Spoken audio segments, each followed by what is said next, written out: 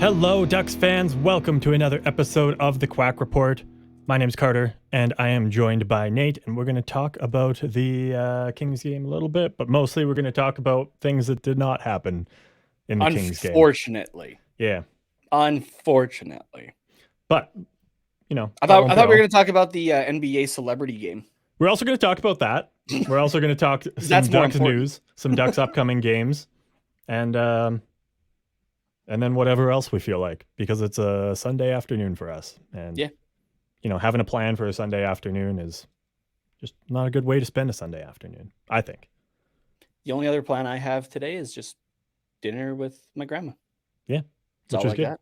Yeah. And I mean, those are plans, but like, not like, you know, oh, I got to like go to Costco. I got to like clean this. I got to do this. Oh, yeah, exactly. It's like pretty chill things. So, yeah. To be fair, my Sundays are normally pre-planned actually for me, because it is so like dinner with my grandma is a weekly thing, which we do on the Sundays. I always know that we're doing this show here, and for a good chunk of the year I'm also playing lacrosse that night, so I just kind of have my Sundays actually planned out already. But there's like a couple hours in between like the show and dinner with my grandma that is just nothing. Just chill. Just nothing. So how was last bit of your week, first bit of your weekend? Did you do anything fun?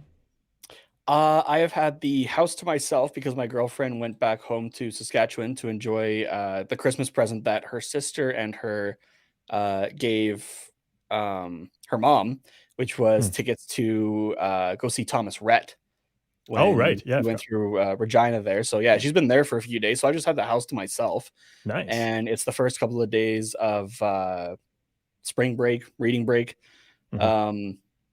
So until I dive headfirst into all my schoolwork that was assigned to me over the break, starting next week, I just took the couple of days to do anything else that I wanted to get to or hadn't been able to get to because of school. So yeah, makes sense. So pretty chill. That's good. Yeah, chill otherwise, I guess. So I guess really the only thing that like I did not did do, like just actually did, was worked last night, game 2 of a best of 3 series for my Copperheads. So worked that. I'm hoping to get the win tonight versus Strathmore there. So like I said, the game is in you're not doing the game though. It's an away game, right? It'll be away game in Strathmore. So I'll be following on Twitter and the league app as well, following the score and seeing if I work next week or not. So a win tonight means at least 2 more work days, I guess. Yeah, because then it goes to a best of 7. Yeah. So at least 2, hopefully more, or 2, but it's a 4-0 win for the series win for the Copperheads. So because it's also known that like who the winner of this series will play. It's already known because the other best of 3 series was done in 2 games. So whoever wins this series gets the team that finished first in the entire league. Fun. Who maybe, I think it's 40 or 42 games that they play in a season, and I think maybe lost 10 all season. Maybe. So that's pretty good. So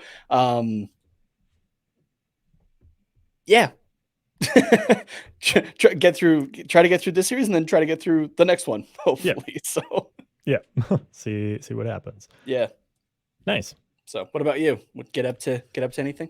Just working the last few days of the week, obviously, and then yesterday actually I went and saw the new Ant-Man, Quantumania. Ooh. So and you don't normally, I guess, see those movies before I do, but I'm waiting not normally, Tuesday when my girlfriend gets back.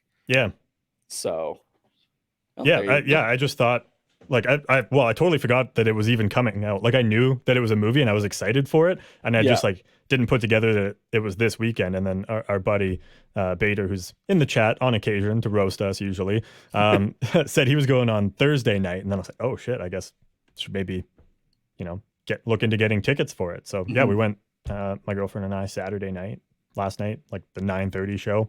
It wasn't really super busy, which I found kind of surprising, but it is, like you said, the start of spring break, so potentially a lot of people going home. So they're kind of off doing other things. I was kind of wondering as well because I saw the initial critic reaction was not that great to it. So I'm Mhm. wondering if that maybe had something to do with it. But then Potentially, yeah. like seeing the audience score for it, like it's pretty different. Like I guess before I pull it up, like Hmm. non-spoiler, what did you think of it?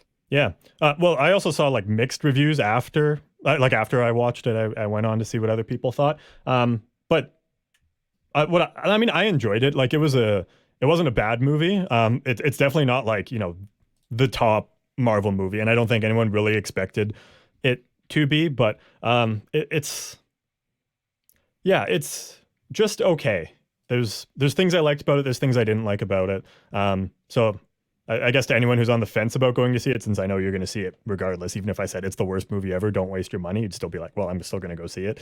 Yeah, But there's somewhere it's like you're just curious yeah, about it, exactly. right? Yeah. But yeah, to anyone who's on the fence about it, if you do decide to go, don't expect like the best Marvel movie or even like the best movie or even just like a really, really good movie. It's like just okay. So Okay. Um, where would you rank it out of the three Ant-Man movies? it's been a long time since I've seen the Ant-Man movies, but I did watch like the Marvel Legends series on them. They Mhm. had 3 episodes. So for anyone that's not familiar, it's just like kind of a recap of where these characters are at. So they had one for Ant-Man, one for the Wasp, and then one for Hank and Janet together. And in total, it's like maybe 12 minutes of stuff. Yeah.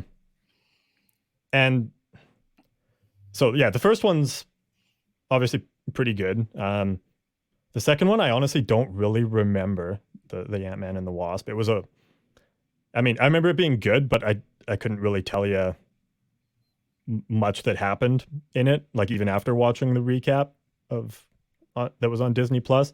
I could tell you if you want because that's how much of a fucking nerd I am. Yeah, it's okay. So I don't know. I probably put it kind of in the middle. Um, It's like second place, I yeah, guess. yeah. So I'd probably have the first Ant Man at the top, and then this new one, and then Ant Man and the Wasp. So the second one at the bottom. Okay. Recency bias might play into that a little bit. If I would have to watch them again to Mhm. like lock that in probably. But I think I figured out your Sunday afternoon since you can't remember it as much. I think you have to go watch Ant-Man and the Wasp, yeah, and then you can give us your ranking because then technically the second one will be the most recency biased one, that's but true. because of how Yeah, old it is, yeah. you can kind of place it. So Hmm. there you go. I guess we'll wait for your answer on Wednesday. I've given you homework. You're watching Ant-Man and the Wasp this afternoon. I'm sorry. Yeah. Okay. I Sounds good. It's been decided. on my way to dinner, I will stop by your house and make sure you have watched this damn movie. And if I'm not, you'll like strap me to my couch and And put I it and I on and and tape I my will put it eyelids on. Yeah, open. yeah, exactly, Yeah. exactly. And I will leave you there until either the movie is done or I or my dinner's done, whichever comes first. Yeah. So you might just be stuck there for a few, like for like an hour or so, just staring at the Disney Plus screen after the movie's done, Yeah. showing like, hey, you should watch this next, and you're just like, I would honestly, but I can't fucking move. Yeah. You're Uh, staring at like the title screen of like Avengers: Age of Ultron or something. yeah. um one thing I will say about it though that I really really enjoyed is Jonathan Majors performance as Kang. We've obviously seen him before in In Loki. yeah, I guess I can say that in Loki. I was like, Yeah, is that a spoiler? But that's it's been been out for out like a a while year now. now, Yeah, so or close to. So um it's been over a year, hasn't it? potentially. Yeah, I don't really remember when that one came out. But his performance was phenomenal. And he plays like a very different variant of Kang, I guess, in this one. Like he plays like the one Mhm. that people know more so, whereas the one in Loki, he was like a good Kang, Yeah. like more so. What was his nickname in that one? Like He who the remains. He Who Remains, right? I was gonna say the Yeah. one above all, but yeah, He Who Remains. Um, oh yeah, Loki came out in June of 2021. Oh yeah, we are definitely past the Oh yeah, spoiler so it's like a year territory and at a this half. point. Okay, Yep. for sure. Yeah.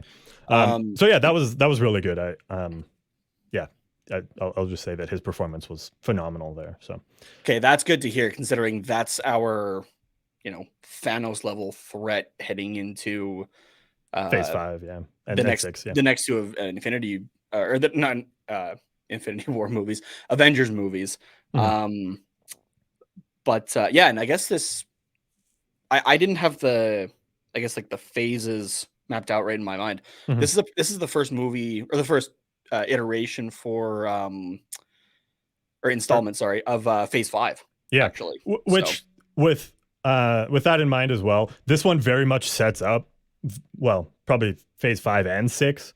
realistically, but it's very much like, okay, now we're getting into the, like, this is um what's like the springboard, I guess, into the rest of the movies for that are coming out soon. I mean, I don't know Yeah, if I haven't seen a whole lot from Guardians of the Galaxy Volume 3, but I did see the trailer last night in the theater for it. the I trailer don't know. does look good. It does, yeah. I don't know if there's going to be any connection between these two. Like, it's possible, I Mhm. suppose, but just from what I've seen, it doesn't look like there's going to be. So, uh, but it definitely sets up the future very well.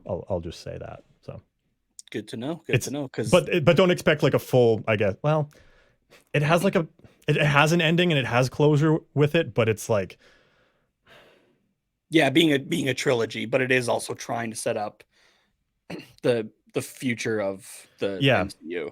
yeah. Here's a good way to say it, and I read this in some reviews as well, and I think it, after like sleeping on it a little bit, it really sums it up. If you're not in it for the long haul of the Marvel, series, I wouldn't bother seeing this one. This movie really just serves as like a plot driver for the whole, and like the MCU as a whole. It's not, as a standalone movie, it's not great. Okay. Yeah, like, I don't want to say it's not great, but as a standalone movie, it's, you're not going to enjoy it. Like, it doesn't have a purpose outside of the greater MCU. So I guess I'll just have to wait for Tuesday to see if Ant-Man does in fact finally do what the fans have been wanting since Infinity War, I think, and shoot his way up of someone's butt and then gets big and explodes them from the inside. yes. Yeah, so like I took a look at Rotten Tomatoes here, and the critic reviews have it at about 47% off of 302 reviews. Mm. Which I kind of wonder where that is in terms of like MCU movies. That seems pretty low. I think I saw that was the lowest after Eternals, which was 48%. I read that which last night. is which is still the only MCU movie I haven't seen in theaters. Um, we'll say post the Avengers, because I Yeah. think I've seen every other one since in theaters. Mhm. Um, but that's also still the only MCU movie that I just haven't seen. Mhm.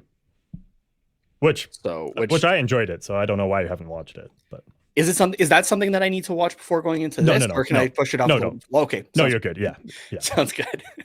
But yeah, so then you have the audience score that has 5,000 plus audience members going into it, it says, and they have it at 84%. Okay.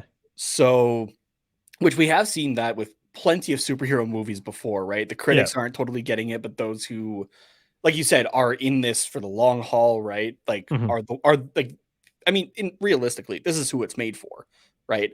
Yeah. Um, but like sometimes you do have like the critics and the audience lining up with like, yes, this is really good, or holy shit, this sucks. Mhm. But when you see, I don't know, I find when you see more like critics saying this sucks and the fans liking it more, Mhm.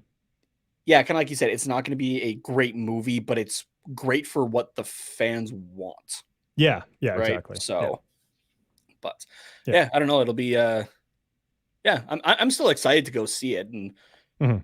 in part because I love Paul Rudd. How can you not love Paul Rudd? Oh yeah, and he's Um, phenomenal in this movie as yeah, well. So and I can never go wrong with Michael Douglas, Evangeline mhm. Lilly as well. Yeah. But like you had said, Jonathan Majors though, like just the way that he did Kang for that little bit of time in Loki, I Mhm. was like, I can't wait to see more of his portrayal of Kang. and and the different variants as well of it. So, which I'm assuming we might see more of. So, have to watch and find out. But yeah. Well, and because I know post credits is a big thing for Marvel movies as well, but sometimes they don't have something at the very end. It's like they only have stuff in the middle, just the mid credit. So this one they have like a mid credits one, like right after the big fancy credits that they do and title cards and stuff. They have a mid credits one, and then at the very very end they have another post credits one. So if you're into that kind of thing, stay to the very end. I'll just tell you that so that you don't have to look it up and accidentally be spoiled. So perfect, thank you, because I tried to figure that out and try not to get spoiled. Like as soon as the credits hit, I'm double checking. Okay, is there a mid credits or an after credit? What are we doing here? So yeah, there's two, mid credits and post credits. Now, how many people stood up right away when the credits started rolling?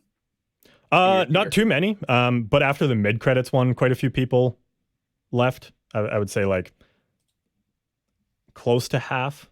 But there was a lot of people that you could tell they just weren't into the Marvel universe, but like we're just looking for a movie for Saturday night, and like either liked Paul Rudd or like just had a friend that was like that wanted to go and really cared, but like nobody else really cared about it. So because there was I won't actually, I won't say much more because some of the funny things that people said are like you could take as spoilers, so I don't really want to say it. But you can tell me after. Yeah, sure. So there was one person though that like, or I guess like one group of a couple people that they and this isn't spoilers, so don't worry. I noticed they kept like walking back and forth like in and out of the theater throughout the movie, and I think just based on how they were walking, they were quite inebriated. But at one point, they came back into the theater, and one of the people was on speakerphone with somebody. Oh my god! And they obviously left. Actually, they might have even left before the movie was done. I don't totally know, but that was the type of people that were at the 9:30 showing of Ant-Man on a Saturday night. So I'm not really surprised, but when I looked around afterwards, it was all the people that looked like me and you, like nerds, and were wearing their superhero shirts or whatever. So fair enough. See, okay, yeah, because that's like, even if you're not like a hardcore fan, right? These movies have been coming out since 2008. There's going to you just know to stay around for the entire duration of the credits. Yeah, I feel like so. I don't know. That's still something that I really need to actually just make a list of pet peeves, because whenever you get asked like, hey, like what's a pet peeve that you have, you're like, I have no idea. But then like something happens, you're like, well, that's definitely a pet peeve, and I need to remember that, and then you blank when the next time somebody asks you. So. Yeah, and that's one of yours is when people leave superhero before the end of the credits too early. Yeah.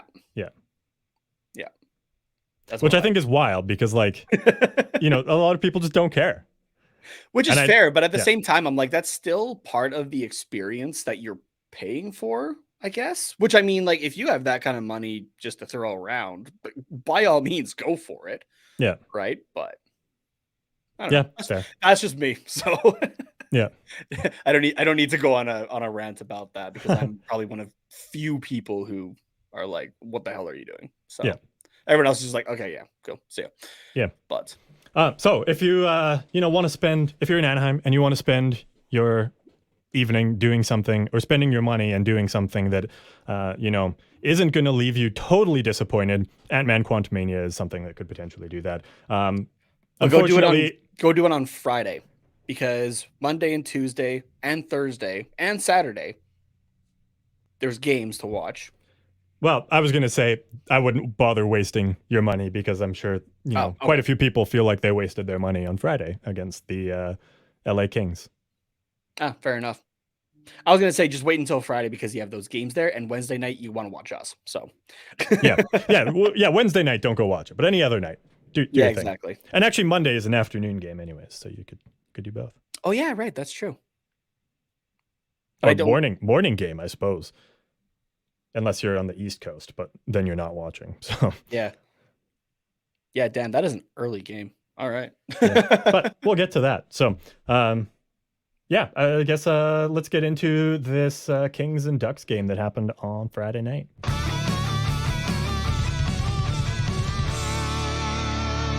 And also, thank you to everyone that stuck around for the brief Ant-Man nerd talk. I know a lot of our listeners do care about that, but a lot don't. So yeah, but thank you anyways. We just wanted to perform our own version of what ESPN did for this specific game between the Kings and the Ducks. And that's to lay it for something that is not as, I shouldn't say important.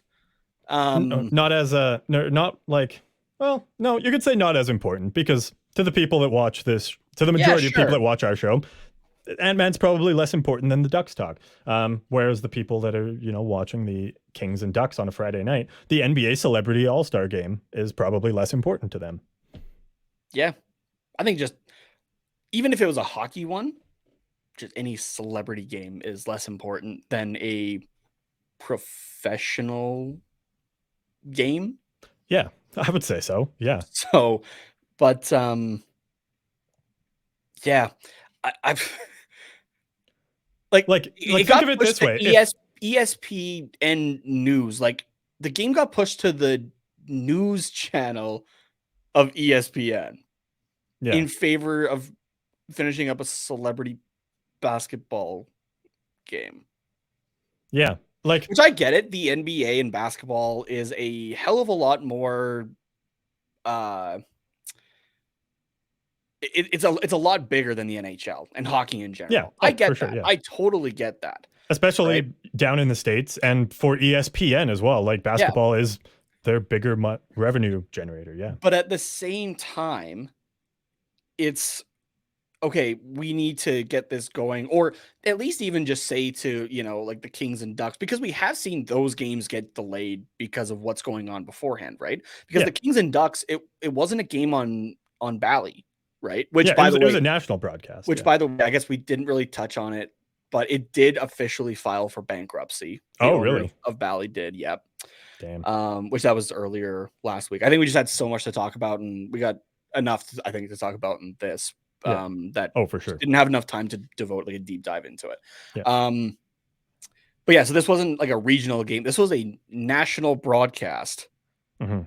And you got brought into it, like, what, 5-10 minutes into the first period? I think it's about 10 minutes in before. Mm-hmm. And I'm like, don't get me wrong, like, we're up in Canada, so we can't even get ESPN anyway. So we're finding other means. Yeah. But like, even just struggling to get that at first. Mm-hmm. And then, like, as we're kind of watching that here, and to those who are tuning in now from the NBA All-Star Celebrity Game, I'm like, are you fucking kidding me right now? Yeah. So that's wild. Yeah. I don't know. Just like, especially with like, well, this is year 2 of ESPN being, I guess, one of the main rights holders in the States for NHL hockey. Like, now kind of one of the only ones. Yikes. Yeah, exactly. Right. Like, if and when Bally goes under here, until something else is in place, right? It's ESPN and TNT, right? And obviously they can't do every single game. Yeah. And there is other regional ones as well, like Altitude in Colorado, for example. Yeah, but like that one's very specific. That one's region, only Colorado. Right? Yeah, exactly. But there is other teams that do have their own regional ones. Altitude just comes to mind right away because their broadcasters are hilarious. So like, you see clips on social media every once in a while of them. But when we talked about it, Bally has a lot of NHL teams. 12 of them. 12. Yeah. So that's a significant number for sure. Yeah. Which is why, and especially with all of that news, it's why I've been, like, when we've been talking about like future contracts, I say it should, like, the cap should be going up, should be increasing by, 1 million the next, and then I think it was 3 and 4 in the following 2 seasons. Yeah. Should, but that does all in part depend on what happens here, because that is a massive revenue injector. Is TV rights. Yeah. Like that was the whole, like the ESPN TNT deals were the whole reason that, the cap was supposed to bump up dramatically. Mm-hmm. Right. But now, almost half the teams are going to lose regional broadcast. That's going to be a big hit. Mm-hmm. So it's going to be really interesting to see how the next couple of years go, especially with the new CBA coming up in the next year or two, I think. I'm terrified. Oh yeah. I think we're headed for another lockout, I think. Yeah. I mean, the track record shows that that's, very likely. So, yeah. But we'll see. Good old We'll see. Gary. Yeah. Lockouts and teams don't tank. Yeah. But once we did actually get to watch the game, it was it was certainly a hockey game. Yeah, one-sided. Yeah, it's what you would expect, looking at where these two teams are, both in the standings, just how they are as teams in their overall rebuild development, I guess. Which, like, the Kings, I would say, are out of the rebuild and more in the get like next couple of pieces here to just remain like consistent contenders. Yeah. For the playoffs. And because as of this recording right now on Sunday, Kings are sitting in second in the Pacific with 71 points, which is good for ninth in the league. And then you have us sitting ninth in the wild card and 31st in league standings, which 1 point ahead of Chicago, but Chicago has 2 games in hand, as we are keeping an eye on tanking. So on Bedard watch. Yeah. Yeah. Sorry, not tanking. Sorry, Gary. I apologize. Gary. How dare you suggest that? Please don't send a hitman at me, Gary. Yeah. And you know what? We did have the spread right as well. Like, you said 4-1, I said 5-2. So we each had like for the Kings. 6-3. So like we kind of had an idea of what was going to happen. And when I predicted that score, I thought, probably an empty net as well, which that 6th goal was an empty net. And if you just look at the score 6-3, you're like, okay, that's, the Kings doubling up on the Ducks. But it was generally a pretty close game for like throughout. Like, I don't think there was ever a point where the Kings had more than a 2-goal lead on us. I think it was always kind of back and forth. Yeah. It got up to 3-1, and then they took 5-2, and then 4-3, 5-3, and then not until the empty net was it. They were actually up by 3 on us. So yeah. So it was very back and forth in that way, which was entertaining. So I guess I kind of take back what I said about Ducks fans wasting their money on going to the game, but it was more just to kind of get a segue from Ant-Man to the game. But if you're going there to see the Ducks win, probably not. If you were going there for an entertaining game, though, I can't think of too many LA Anaheim games that haven't been. Yeah. Oh, yeah. Even in the last couple of years with both teams, when both teams were crap as well. Yeah. Or even with, how far apart the teams have been over the last couple of years too, in terms of standings. So yeah. You had expected goals in here as well. 5.22 for the Kings, 2.74 for the Ducks. So 6-3 is kind of right exactly where the advanced stats predicted. So it's and 81.6% for the deserve to win-o-meter in favor of LA. Like, this is a game where the stats line up with what you saw on the ice, right? Yeah. The Kings definitely outplayed the Ducks, which everyone goes, no shit, Sherlock. And just, all the numbers kind of line up. Those who looked like they were performing better than others on the ice, performing better in the stats, generally for the most part. John Gibson could have used a little bit more help, which, again, you go, no shit, Sherlock. This is the Anaheim Ducks you're talking about. I know. We've done 41 episodes now of this season alone.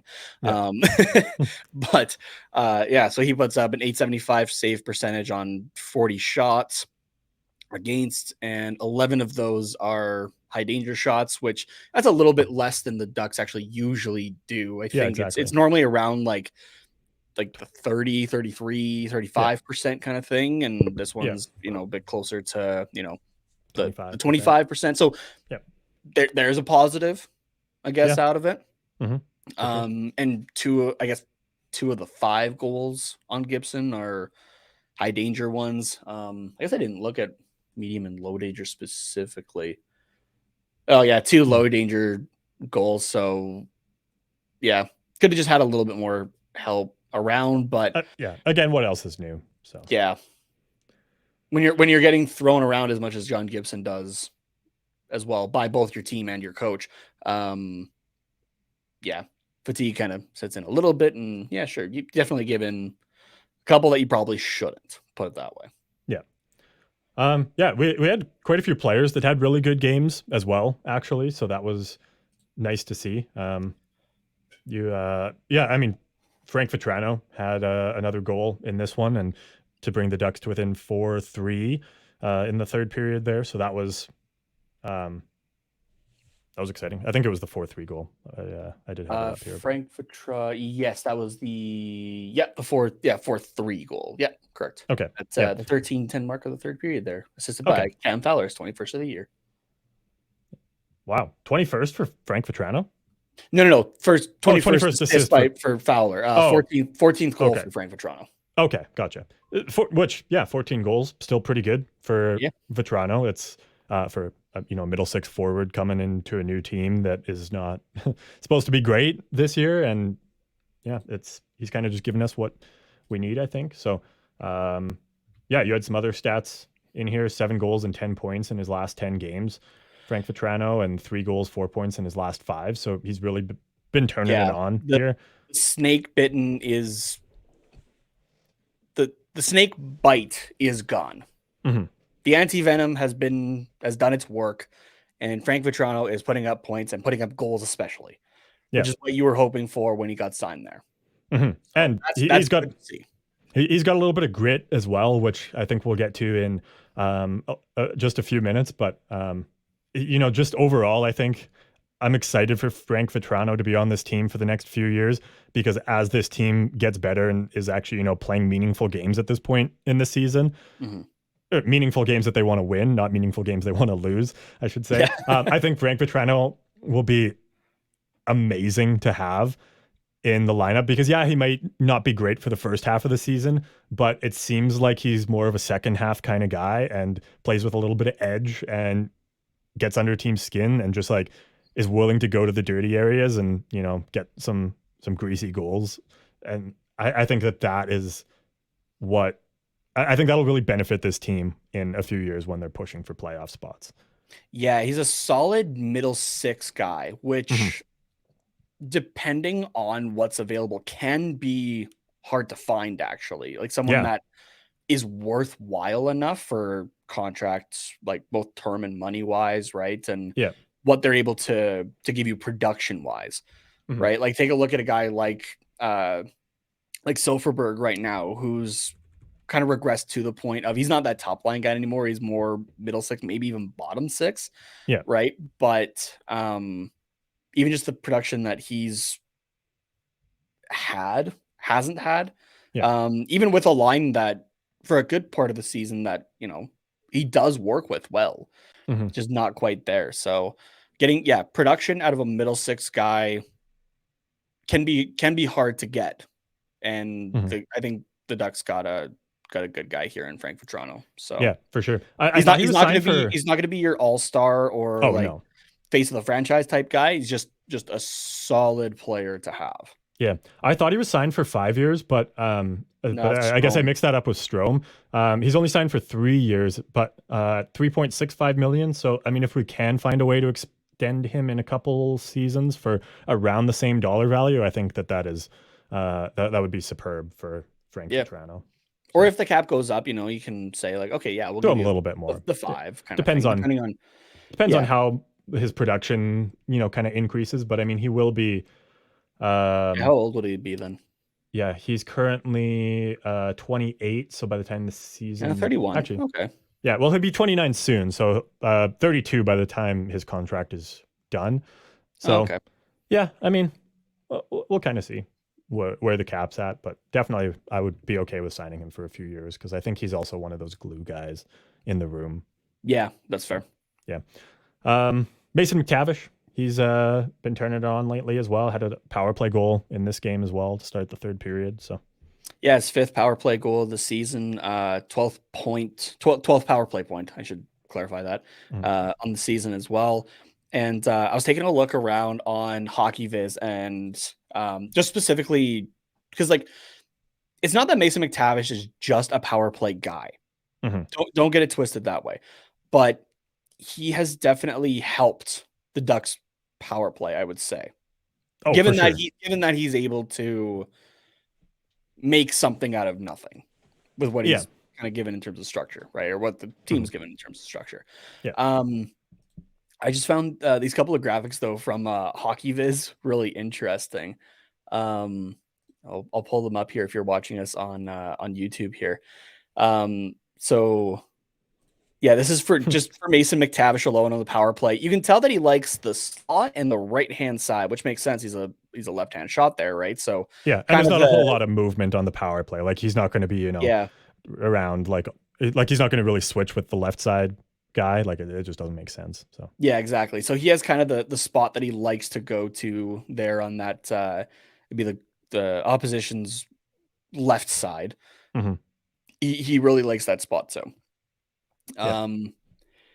and at this point in the season, he's played 141 minutes on the power play there. And yeah, just looking really good. And then I wanted to compare that to just the Anaheim power play as a whole and where they convert from. That looks like Mason McTavish's spot. Yeah, I'd say so. Just that for those not watching, just a big brown puddle, which brown in this case is good. Is good. Yeah. It's what is it? Excess shots per hour.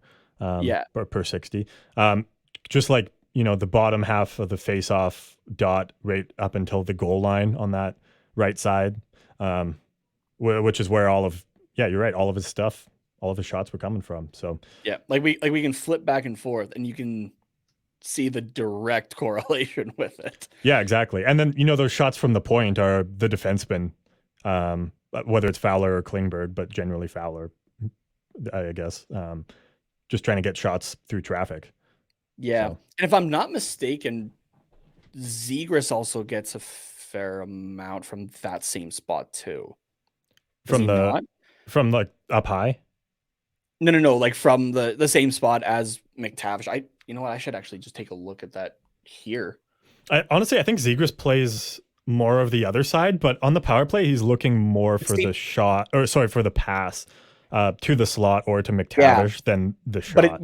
But it's sorry, like I mean, like when he scores though, it's when he's in that same kind of area as McTavish would be. Otherwise. It's like kind of in the rotation of it. Yeah. Let me see. Let me see if I can pull up on HockeyViz here for McTavish specifically. Or sorry, Zegras. for Zegras here, because I was able to pull up McTavish. I said remember how I got to that spot. Yeah. While you do that, can you just flip back to the other one? I just wanted to talk about. Yeah, sure. On there. For McTavish there. Yeah, perfect. Yeah, so the red ones I can see on the bottom are goals. So he has the one goal in the slot, and the other ones are from that face-off dot. Sorry, this is just the Anaheim. Oh no, yeah, this is just McTavish. My bad. Yeah. Yeah.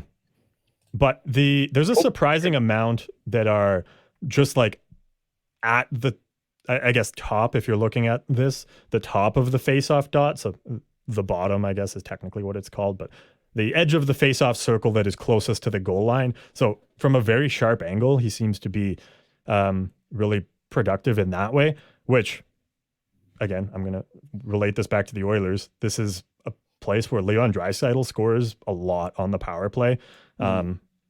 So I don't know if McTavish is watching some Draisaitl tape to maybe see what he does, or if McTavish is just comfortable with that. But if McTavish can have that kind of productivity on the Ducks power play for the next however many years, and just over the next few years continue to increase the amount of goals he gets from there, we're going to be looking real good on the power play. And just in general as a team, I think. If Yeah, McTavish absolutely. can score a lot from that spot, because I mean, Zegras can feed him those passes. We've seen it all season already. And, if McTavish can put them in consistently, that is lethal. So, yeah, just actually seeing the amount of goals that are on the edge of the circle there is very exciting. Yeah. So I apologize. That's Trevor Zegras does not really actually take a whole lot there. Zegras actually only has 4 power play goals on the season. I I'm not thought really surprised by that. He's more of offhand, a I thought it. passer. Yeah, I just thought he had more, to be honest with you. Just Yeah. kind of thinking about it, but yeah, you're right though. He's more of the passer. So yeah, 4 goals and 14 power play points on the season. So yeah, 10 assists Yeah. there. Yeah. So like unless like I'd have to go through like each guy to see specifically for the power play there. Mhm. But this graphic for the power play offense there could very well be like, especially the shots. Mhm. That is all Mason McTavish as far as I'm aware right now. Until I Yeah. like go through each guy individually. And I'm trying to think who else would be there. Like Yeah. maybe Who plays that Vetrano? spot on the second? I don't think. I don't No, think it's Vetrano. I not. think It's not. Vetrano's that net front guy on the second power play. I believe. If we look at daily faceoff here, Yeah, give me some names and I'll take a look into oh them no, here. I guess. Oh, okay. Jakob Silfverberg. Let's take a look. He's listed in the same position on daily faceoff as. He's more the but slot, and then it kind yeah, I of thought so. tones out. So it might be Frank Vetrano then, because the only other forward is Lundestrom.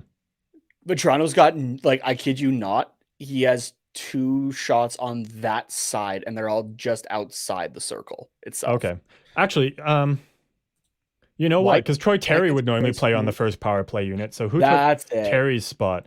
It would be Henrique or Strome.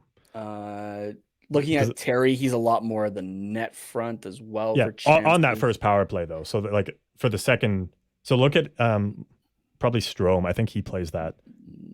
Not oh no, so sorry, much, no, it is Henrique that plays that Strome. side. Sorry, that's my bad. All right, Henrique, here we go. But now he's just on the first unit. So that circle for Henrique is a do not go there zone. Because I kid you not, it literally goes around the circle. Really? Yeah. Huh. Interesting.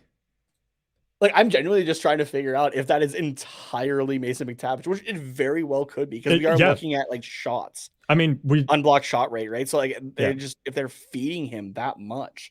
We don't have anyone else that is playing on that power play then. If you've looked at Silfverberg, Lundestrom, Vetrano, Strome, and Henrique, and Zegras, like that's our power play forwards. So, and we don't even have anyone that's out that would be on that spot. Because and you said Terry plays the slot, which makes sense to me too. Yeah. So yeah, no, that is just that's just Mason McTavish. That is just Mason McTavish. Yeah.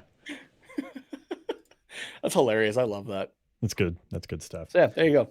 Fascinating. Just I was like, just kind of saw the correlation there, and then I was like, yeah, let's see if there is anybody else. No, can't really think of anybody else. Yeah.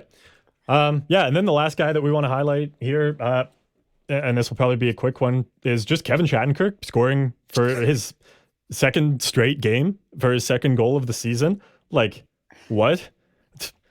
I was shocked at the first one, but the second one, I'm like, Jesus, should I put money down for Shattenkirk to score on Monday? Like, do not put. We say on for every DraftKings say play responsibly. That's not playing responsibly, Carter. No, I'm not going to put my life savings down, but I don't know. I feel like a couple bucks on a Shattenkirk goal, like the return on that, if that hits, is nuts. It's got to be. We'll look it up during our ad break in a bit here, but yeah. It's like, I don't know. That's not something I would bet on personally, but I mean, you do you. You're the one with a full-time job here. Fair. If you want to put $2 down on that, go for it. Yeah. So yeah, 2 goals now for Shattenkirk, total of 15 points on the season, which we have here as tying his point total from his first season in Anaheim in 55 games played. So the exact same. The exact same. Yeah. Which is games wild. played is the exact Oh, maybe not games played. I guess no, because Shattenkirk's missed a few games, I think, this season. Yeah. Yeah, okay, so that wouldn't be the exact same, but it's the exact same in terms of 2 goals and like 15 points kind of thing. It's like the exact same, which and he's done it in kind of found less games. funny. Yeah. So, yeah, let me just double check on that really quickly here, because how many has he technically played this year? 49. Yeah. So in 6 less games. Yeah. He's put up the exact same goals and exact same assists. At least he's kind of consistent. Yeah. So, what did he do last season then? Last season, 8 goals and 27 assists for 35 points. 8 goals? Yeah. What the shit? He's definitely taken a drop off this year, which again, though, he's been injured, but I think that's just an anomaly last year. Like 8 goals for Kevin Shattenkirk? What is this? 2007? Jesus. I don't know if he played in 2007. No, he didn't. His first season was 2010. Okay. I mean, that was still 13 years ago. So, yeah. His career high for goals was the 15-16 season when he still played for the St. Louis Blues, where he put up 14 goals. Yeah, so like he's not really a goal scorer, but 8 goals? Damn, what? That's mind you, though, last year as well, he played the entire 82 game season. Oh, okay. So, yeah, I mean, that being said, though, we're starting to get close to Shattenkirk century goal mark. Watch. He's at 95 goals currently in 865 games played. Okay. Huh. Interesting. So, yeah, that's a few guys we just specifically wanted to highlight from this game. Just looking at what we have left. I know we don't normally break up the single game with an ad. But we're going to talk. Yeah, exactly. So let's take a quick break. During the break, I'm going to find out how much it would be to put a bet down on Shattenkirk scoring a goal. Tomorrow's game, I guess. Yeah. For tomorrow. If yeah. It's possible. It should be. Yeah, it's possible. I'll be able to tell you here in a second. Okay, sounds good. So yeah, we'll take a quick break and don't go anywhere, because on the other side we'll find out what the odds are, and we're going to talk the almost goalie fight, of course. This is the part that everyone's tuning in for, of course. But we'll be back in just a couple minutes. NBA fans, it's time to bring the hoops action to the palm of your hand with DraftKings Sportsbook, an official sports betting partner of the NBA. This week, new customers can bet $5 and win $200 in free bets instantly. Plus, for a limited time, all new and existing customers can get a no-sweat same-game parlay every day. Go to the DraftKings Sportsbook app today, opt in, and place a same-game parlay on any NBA game. And if it doesn't hit, you'll get a free bet back. So, what are you waiting for? Download the app now and sign up with the code THPN. New customers can bet $5 on the NBA and get $200 in free bets instantly. Again, that's code THPN, as in the Hockey Podcast Network, only at DraftKings Sportsbook, an official sports betting partner of the NBA. Minimum age and eligibility restrictions apply. Void in Ohio. See show notes for details.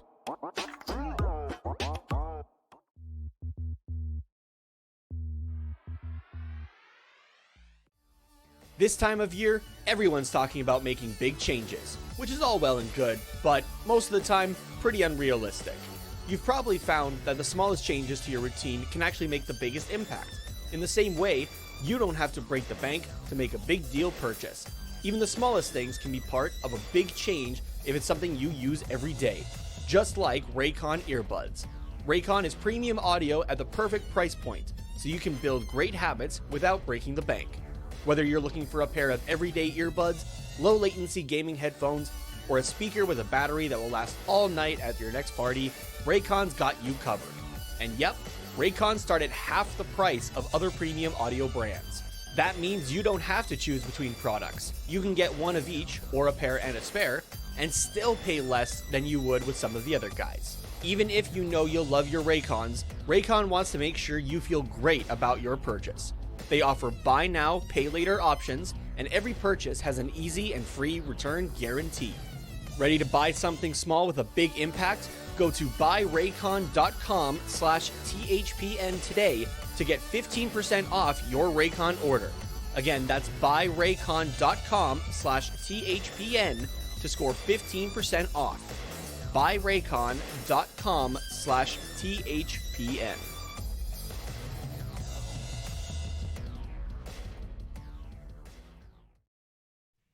All right, you got some stats for us here? I sent you a message. There's actually nothing yet up for player props. We are the day before, I guess. But just in terms of just the straight up money line, very much in favor of the Florida Panthers at negative 385. Oh, yeah, that's not surprising. Which means that if you put down $10 on the Panthers to win, okay, you'll make $2.56. Yeah, $2.56. Yeah, you would have to put down $38.50 to get a $10 to get $10. So put down $38.50 to get $48.50 back. Yeah. So now, if you think that the Ducks are gonna upset and you put down $10 on the Ducks to win, you will win $32 back. Well, there you go. Yeah. But again, please play responsibly. Yeah, of course. So, yeah.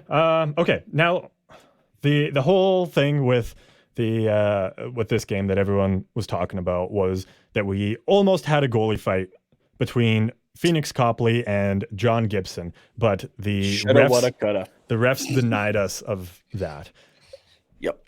And in quite a weird way, I would say. And it does make sense because Copley was going to get ejected, or / had already been ejected. Was the refs had decided he was going to be ejected? I think that's kind of why they said, like, no, we're not doing anything. Or do they just hate fun?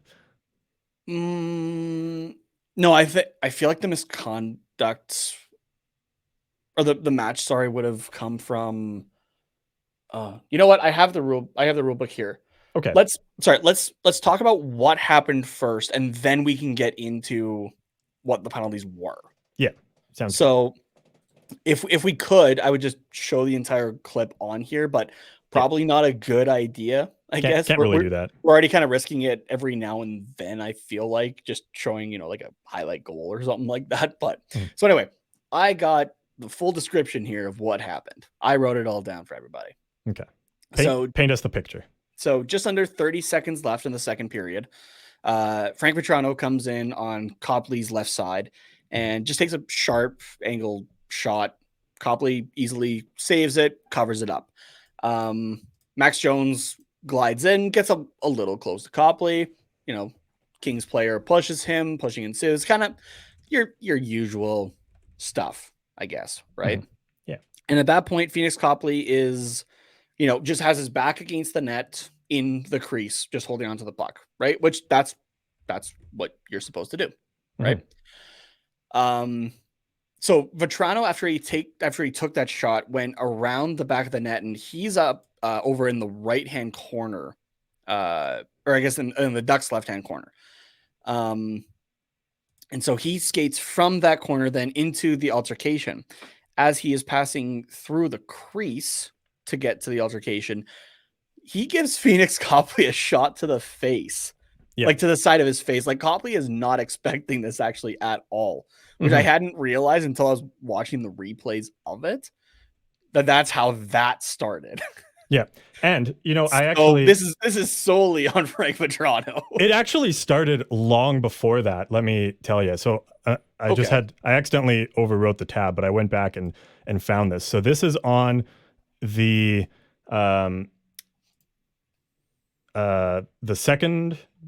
second Kings goal, or third, I forget. Sorry, just give me a quick sec here. Yes, the second Kings goal. So with about 7 minutes to go in the period, Victor Arvidsson's goal here. So I'll share it. And I just want to show the screen cap of this. Oh yeah, they're a little tangled up. Yeah, this is in fact Frank Vetrano in front of the net. And Phoenix Copley is holding him. You can see, he's got his hand. If you've ever seen Christmas Vacation, when it's in a very suggestive spot. It's in a very suggestive spot, but he's making sure that his best buddy Frank Vetrano there is not going anywhere. And Frank Vetrano doesn't like that, so he gives him a little shove to the face. So this actually started about 6 6.5 minutes of game time prior. So, and Frank Vetrano got a couple shots in, it looks like, but I just happened to notice this during the highlights. So, and it is in fact him. It's not Mason McTavish, Nope, and it's that not is- Jake. It's not Magna as well, because Lundestrom and Silverberg are also on the ice, and they were aligned the whole time. And also, it just makes sense. So I just wanted to share that. Perfect. Even better. So this goes back, and then It's been building for a little bit at this point. at least in terms of this in a vacuum, Vetrano starts Copley getting involved. Yeah. Oh, for sure. Which I kind of had to laugh at, but at the same time, I'm like, why did you do that, dude? Why? So Why anyway, not? Why not? no, no, just no. Yeah, so gives a shot to Copley's face. Copley obviously doesn't like that. So while the rest of the pushing and shoving continues to move away from the crease, suddenly Frank Vetrano, of his own doing, has Phoenix Copley, Philip Deneau, and is that Max Anderson, I think? Mikey Anderson? Or Mikey Anderson, not Max Anderson. Has all three of those guys on top of him on the ice. Mhm. And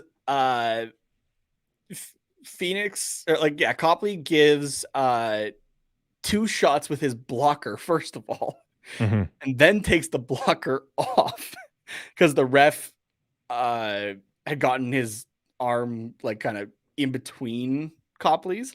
Yeah. So then sheds the blocker and then gives 3 more feeds to Vetrano on the ice. Yeah. At that point is when you have John Gibson skate from his crease up to center, smashing his stick on the ice, going, "Hey, I'm here." Yeah. He's doing Let me in. Oh fuck! What's that? What's it? Oh fuck! What's the movie? He's got the beer bottles or whatever, or the pop bottles on his fingers, and he's clanking them. Like the come out to play. Fuck! What's that? Oh, that's gonna bug me now. You have like totally lost me. I have no idea. Oh my god. Okay, I'll have to find it later. Somebody's screaming at their headphones, their car radio, or whatever right now, going, "It's this fucking movie, you idiot." Anyway, so yeah, smashing his stick on the ice just to let him know, "Hey, I'm here as well if you want to, make this an even fight," because at that point it's 6 against 5. Yeah. And in that specific altercation, that's 3 against 1. Yeah. So Copley gets up and sees Gibson, like, assumingly pretty quickly, and rips off his mask. He is ready to go. He's ready to go. And he starts going towards Gibson with the ref, like, hanging onto the back end of his jersey. Like, "No, dude, stay here." Yeah. While the other linesman goes to Gibson, tells him to fuck off. The ref is telling Copley, "Hey, you are getting the fuck off the ice and out of this game," at that point. And so Copley gets 2 minutes for leaving the crease. So does John Gibson, which I can explain that rule as well for anybody who's just unfamiliar with that in particular. Yeah. And then he receives a match penalty. Copley does on top of it as well. Yeah. So so let's get into the penalties now, because I don't really know what they are. Like I know what they are, but I don't know specifically what caused the penalties to be called the way. Yeah, so there's kind of 2 parts to the leaving the goal crease call, but the second part doesn't relate to this, so I'm just going to leave it. Okay. So yeah, rule 27.6, leaving the goal crease. A minor penalty shall be imposed on a goalkeeper who leaves the immediate vicinity of his crease during an altercation. In addition, he shall be reported to the commissioner for further disciplinary action as may be required. So, oh wow, we might get something after we're done this. I doubt it. Or no, this was on Friday. Yeah, no, never mind. We're not getting anything. I was thinking this was last night. No, because it was pretty like it wasn't very egregious, and like nothing really for either side. Yeah. And he got the match penalty too, which I think is enough. Yeah. So However, should the altercation occur in or near the goalkeeper's crease, the referee should direct the goalkeeper to a neutral location and not assess a penalty for leaving the immediate vicinity of the goal crease. So that's when you see like the goalie go off into the corner on his own. Yeah. And it looks like he's in a timeout. That's what's happened there. It's leaving it to join the altercation. It's not leaving it to avoid the altercation. Yeah. Equally, if the goalkeeper is legitimately outside the immediate vicinity of the goal crease for the purpose of proceeding to the player's bench to be substituted for an extra attacker, subsequently becomes involved in an altercation, the minor penalty for leaving the crease would not be assessed. So that just kind of wraps up that idea there. Yeah. So John Gibson, the altercation is 200 feet away. He got all the way down to the center line. So that's why John Gibson's getting it. Phoenix Copley is getting it because, he's in the crease at first, and then he joins in the altercation and it ends up outside the crease. Right. So that's why they're both getting assessed that. Yeah. In terms of the match penalty, though, which is 27.5, so just the point before that. Just should a goalkeeper incur a match penalty, his place will be taken by a member of his own club or by a substitute goalkeeper who's available, and such players shall be allowed the goalkeeper's full equipment. So that's why we got Jonathan Quick in there for the third period for the LA Kings there. So, but did the Kings still have to put somebody in the box? I guess yes, because it was a power play. They would have. They would have had to put somebody in to serve the penalty for Copley. Yeah. So as we look here at the penalty list here on NHL.com, so Arthur Kaliev served both the 2-minute and the 10. Okay. And then Sam Carrick served John Gibson's leaving the crease call. Gotcha. Frank Vetrano also got a roughing call against Copley. Makes sense. Max Jones got a roughing call against Drew Doughty. Drew Doughty got a roughing call against Max Jones. And Mikey Anderson got roughing against Frank Vetrano. I'm 0% surprised about any of those. Yeah. They all make sense. That is why we had, or why the refs had the whiteboard out at that point with Anaheim, LA on both sides. And they're just trying to figure out like what penalties cancel each other out, basically. Yeah, exactly. Like who's going to be on the power play here? How many guys do we need in the box? Like what's going on? What's the order we're going to go in? And there's a lot of conversing about that. So which for anybody who hasn't been involved in any officiating clinics, that's a good chunk of your day actually in those clinics is just, okay, so like it's a lot of scenario situations of like, okay, so this happens, then this player does this. So like who technically goes first or that kind of thing. So,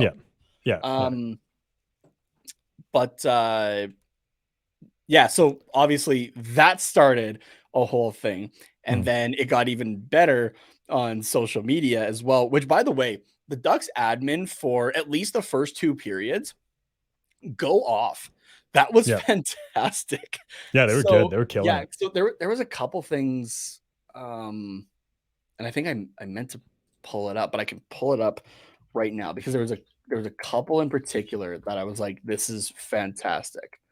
So I shouldn't have to scroll too far back, I don't think. Oh yeah, no, not too far back. We're good. The first goal for the Kings, the Ducks themselves tweet, Lizotte redirects a shot in after Shattenkirk is tripped behind the net with no call. LAK 1-0. I'm like, yes, there you go. I like that. After the first period, they tweeted after 20 minutes, tinfoil hats 1, black hats 0, in reference to the Kings wearing their white alternate jerseys that have like the chrome helmets. So, which that also sparked the whole other thing in another part of Twitter as well of just like, do those look good or do they not? Kind of. It always comes up that when they wear them, but and then the one for the goalie fight was good. And so then you had this altercation, which this is what blew up. So just in comparison here, I don't know. Let's take a look at the Kevin Shattenkirk tweet. that tweet had 22.7 thousand people just see it on their feed. The tweet from Anaheim of John Gibson banging his stick against the ice and, waiting for Copley, and whatnot, 1.3 million impressions. Oh yeah, with 661,000 views of the clip itself. So yeah, this got around. So it started off with that. And then I did have to laugh at this one though. The LA Kings replying, Phoenix Copley has as many wins as you have all season. I did have to laugh at that one. That's a good one. Like you just got to kind of take that one because you can't say anything. Yeah, there's nothing you can say really. No, yeah, that was good. So, which like the admins, like there's a few teams that the admins, let a bit of personality come out a little bit, right? Yeah, which I like to see, right? That's fun, right? Because obviously, I would say for the most part, like 95% of social media admins for a team or that, just enjoy the sport as a whole, for sure. right? Yeah. But so just to have that kind of stuff come out and, like accounts going back and forth at each other, like that's good stuff. One of my favorites lately has actually been the New Jersey Devils. They've been funny. Oh yeah, they've been killing it the last few, all season really. So yeah. So just that's a few tweets that they've gone off or that they went off with during that game. So it was just fun to see across the feed, I think. So Richard of the Grit and Barrett podcast on the network had a good tweet as well. So. So we got pulled in a few different ways. I did make a reply on the Kings reply first of all. Just with the picture of Bedard that Bardown had posted a while back, like in like the Photoshop of him all in the Ducks gear. That, so just the Kings, like again, Phoenix Copley has as many wins as you have all season. I had said, which will be bad for you in the future if the Ducks get this guy. Now, reading comprehension is not very strong. I feel like with LA Kings fans because they went, well, like who are like. Are you going to for sure get him or like that kind of thing? So if everybody, we got like how your franchise is trash. He'll leave after 3 years. That was the only one I did respond with. I said, we'll look past this comment. It can be hard to see anything after looking at those blinding chrome buckets all night, let alone the future. Then you continue on further. Like LOL, that'll change things. Again, like it's just if, all right, people. We say when on here, but it's unfortunately an if until we say when tongue in cheek. Yeah. Right. It's realistically it's if. So, but that being said, actually, with historical reference to look at, maybe saying 31st actually isn't a bad thing. Second best odds is pretty good. It seems to be a little more common. Yeah. So I'm okay just to sit there for a little bit, actually. Yeah. But anyway, so sure enough, we also had our buddy over on the Grit and Barrett podcast on the Hockey Podcast Network. The host of that, Richard Blosser, had tweeted at us as well with this clip as well from the Anaheim Ducks, saying Copley is like an unpaid PPL bill. He will put your lights out, which I did have to laugh at that. That's good. It was good. I replied with, he would have been taking on a John Gibson who has had 2 seasons of pent up rage. It would have been interesting to say the least, which that's what a lot of Ducks fans were saying just overall after the fact as well. Just like, you don't understand. Like John Gibson he's not looking for a fight like a Jordan Binnington, but he will give you one if given the opportunity. Oh, absolutely. Yeah. And there is going to be a lot that's not your fault that is going to be released onto you with if you were to get into a fight with him, I think. So. Yeah. Like as Gibson, I could just imagine in this scenario, as Gibson is throwing punches at Copley, He's like, fuck you, Kevin. God damn it, Klingberg. I told you how many times to get out of the fucking way. And, Eakins, I told you I needed another week. yeah. it would be intercut with like the flashes back to different scenarios, and it would be such a long compilation because there'd be like 3-4 things minimum for each game this season alone. Yeah, exactly. Yeah, so there's a lot. There would be a lot of rage behind that punch that is not your fault, to say the least. Yeah. So, but yeah, no, with Richard saying that though, I was like, okay, yeah, no, I do remember something about Copley fighting before, actually. And it was down in the AHL. He's fought twice down there. So was that when he was with Hershey still? Yes. Yeah, both were with the Hershey Bears, the affiliate of the Washington Capitals. So of course, you know, me, goalies, and fights. Yeah, I'm checking this stuff out and I'm going deep diving on this. Yeah. So the first one we're going to get out of the way here, which was against the, at the time, Bridgeport Sound Tigers, just now the Bridgeport Islanders. This was against Kevin Poulin in 2015. That fight was just kind of, they each took a swing. Poulin went off balance. Copley fell on top of him. Like neither guy actually connects on the punch kind of thing. It's unfortunately how a lot of goalie fights go because they're just so big and boxy. Gear. But however, the second one, which I think is what he's more known for in terms of his fights, there's a particular there's an interesting detail in here that I'm gonna go Galaxy Brain on here. Okay.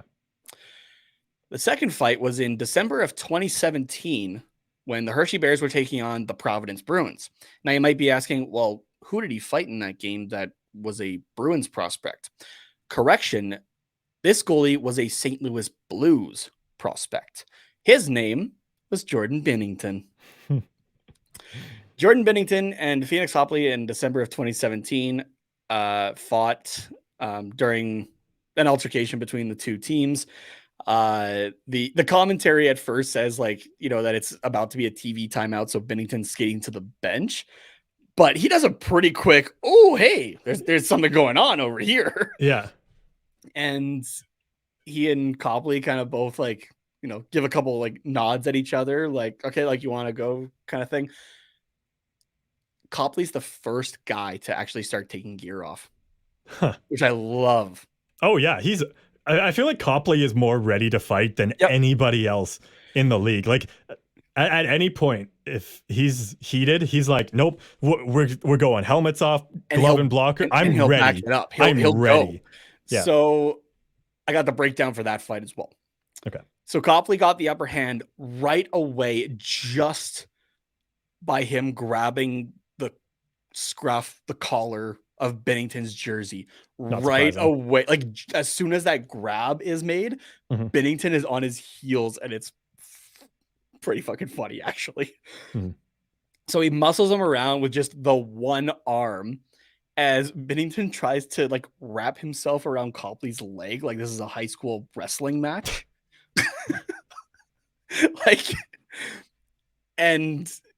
Like Binnington gets jerseyed because he's got himself into this awkward position and Copley's got his hand on his like on the collar there, right? So by the time like Binnington gets up, like he's got the jersey over his head at this point. And it eventually does like actually like fully, you know, like come over his head. Yeah. Like, and you know, like at that point though, like Copley's got him like bent over, gives him like a few shots or that, and then that's when the linesmen get in and separate this thing. So it's not even a fight. It's just Copley beating the shit out of Binnington. Exactly. Didn't want to actually fight. So here's my Galaxy Brain, which might not be that much of a Galaxy Brain thing, but it might be. Okay. So really, we have Phoenix Copley to thank for Jordan Binnington's antics in the NHL because he's got still something else to prove, right? It's not just the fact that, yeah, you made it to the NHL and you won a Stanley Cup. Like, good job. Like, you did what so many people strive to do. And especially, like, just because of, you know, the number of guys that you need for a team, right? Way more guys. If you're a player rather than a goalie, it doesn't matter, like, forward, defenseman, whatever. Yeah. you are more likely to win a Stanley Cup than by being a goalie, just automatically, right? Mhm. Yeah. So congratulations, Jordan Binnington. Like, you are one of like a very elite few to have played the goaltending position and won the Stanley Cup. Mhm. But he's still got something else to prove, right? So we've seen him with all these wild antics that his team has even called him out on at this point and said, like, Yeah. he just needs to focus on goaltending, right? Like, stop doing it. I believe that we have Phoenix Copley to thank for all of these antics because Phoenix Copley embarrassed him in not the NHL, the AHL. Just embarrassed him, and he feels that he needs to fight somebody in the NHL to get above that and to prove that he's tough. Mm-hmm. That's my theory. That makes sense. Makes sense to me. Like I said, it's kind of galaxy braining it, but it might be realistic at the same time. So, oh yeah, I'm just taking a look here because Phoenix Copley just came to LA this season, right? Yeah, and then he's been majority playing in the AHL outside of that stint with Washington for a bit there. Okay. Whoop, that's not what I wanted at all. Against so the Kings and Blues have only played once this season, and it was end of October. So that game was against with Jonathan Quick in net. Oops, I spelled capitals wrong. I spelled Copley instead. And Copley and Binnington have played together somewhere, is my understanding. I'm not sure where. Played together? Okay. Yeah, because the commentator of like in that AHL game did say like that they were friends. Oh, interesting. That fought. So like they played together somewhere. I just don't know where. Huh. So that might have to be another like deep dive elsewhere kind of thing to find out where. But yeah. Also, apparently, this is according to StatMuse, Jordan Binnington has only played against the Washington Capitals once in his career, and that was back in 2019. Which I guess makes sense. You only play against. They would only play each other twice a season. Yeah. So, yeah, and then it depends, I guess, on the in the 1920 when that second game would have been. The 2020/21 season, they wouldn't have played each other at all. And then 21/22 would have been a couple times, but Billy Husso. Yeah, he would have. Yeah, he played a lot more then. So, yeah. And then this season, I guess, haven't played at all. So, but I feel like Binnington was also out with an injury at some point. So, yeah, I don't know. But so really, they haven't played each other at the NHL level at all. Because I think Copley's only played in those two places, right? The Kings and Capitals. Phoenix.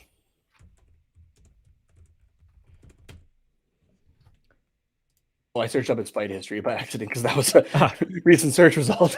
Yeah. In terms of the NHL, he's played one game against. In St. Louis. Oh yeah, right. He played 2 games there in St. Louis. Yeah, one in 15-16, one in 16-17. So they would have been. So maybe it was in the AHL there. Then they played together. Chicago or Hershey, maybe. Oh yeah, no. Oh no, sorry. I'm looking. Sorry. I'm looking at Phoenix Copley his stats. So obviously we knew he played in Hershey, but yeah, where did Binnington?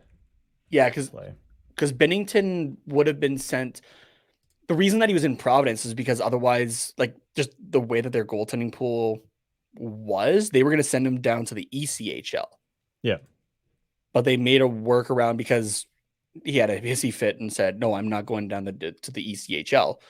They made an arrangement with Providence, with the Boston Bruins organization to have him play there.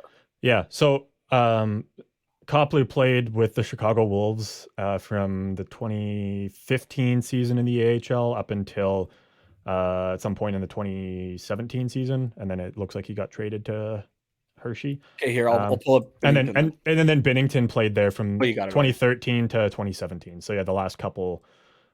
For a couple seasons they were okay. So that's probably where and been a tandem as well. So actually, that fight that was in 2017 was the same season that they were teammates. Oh, jeez.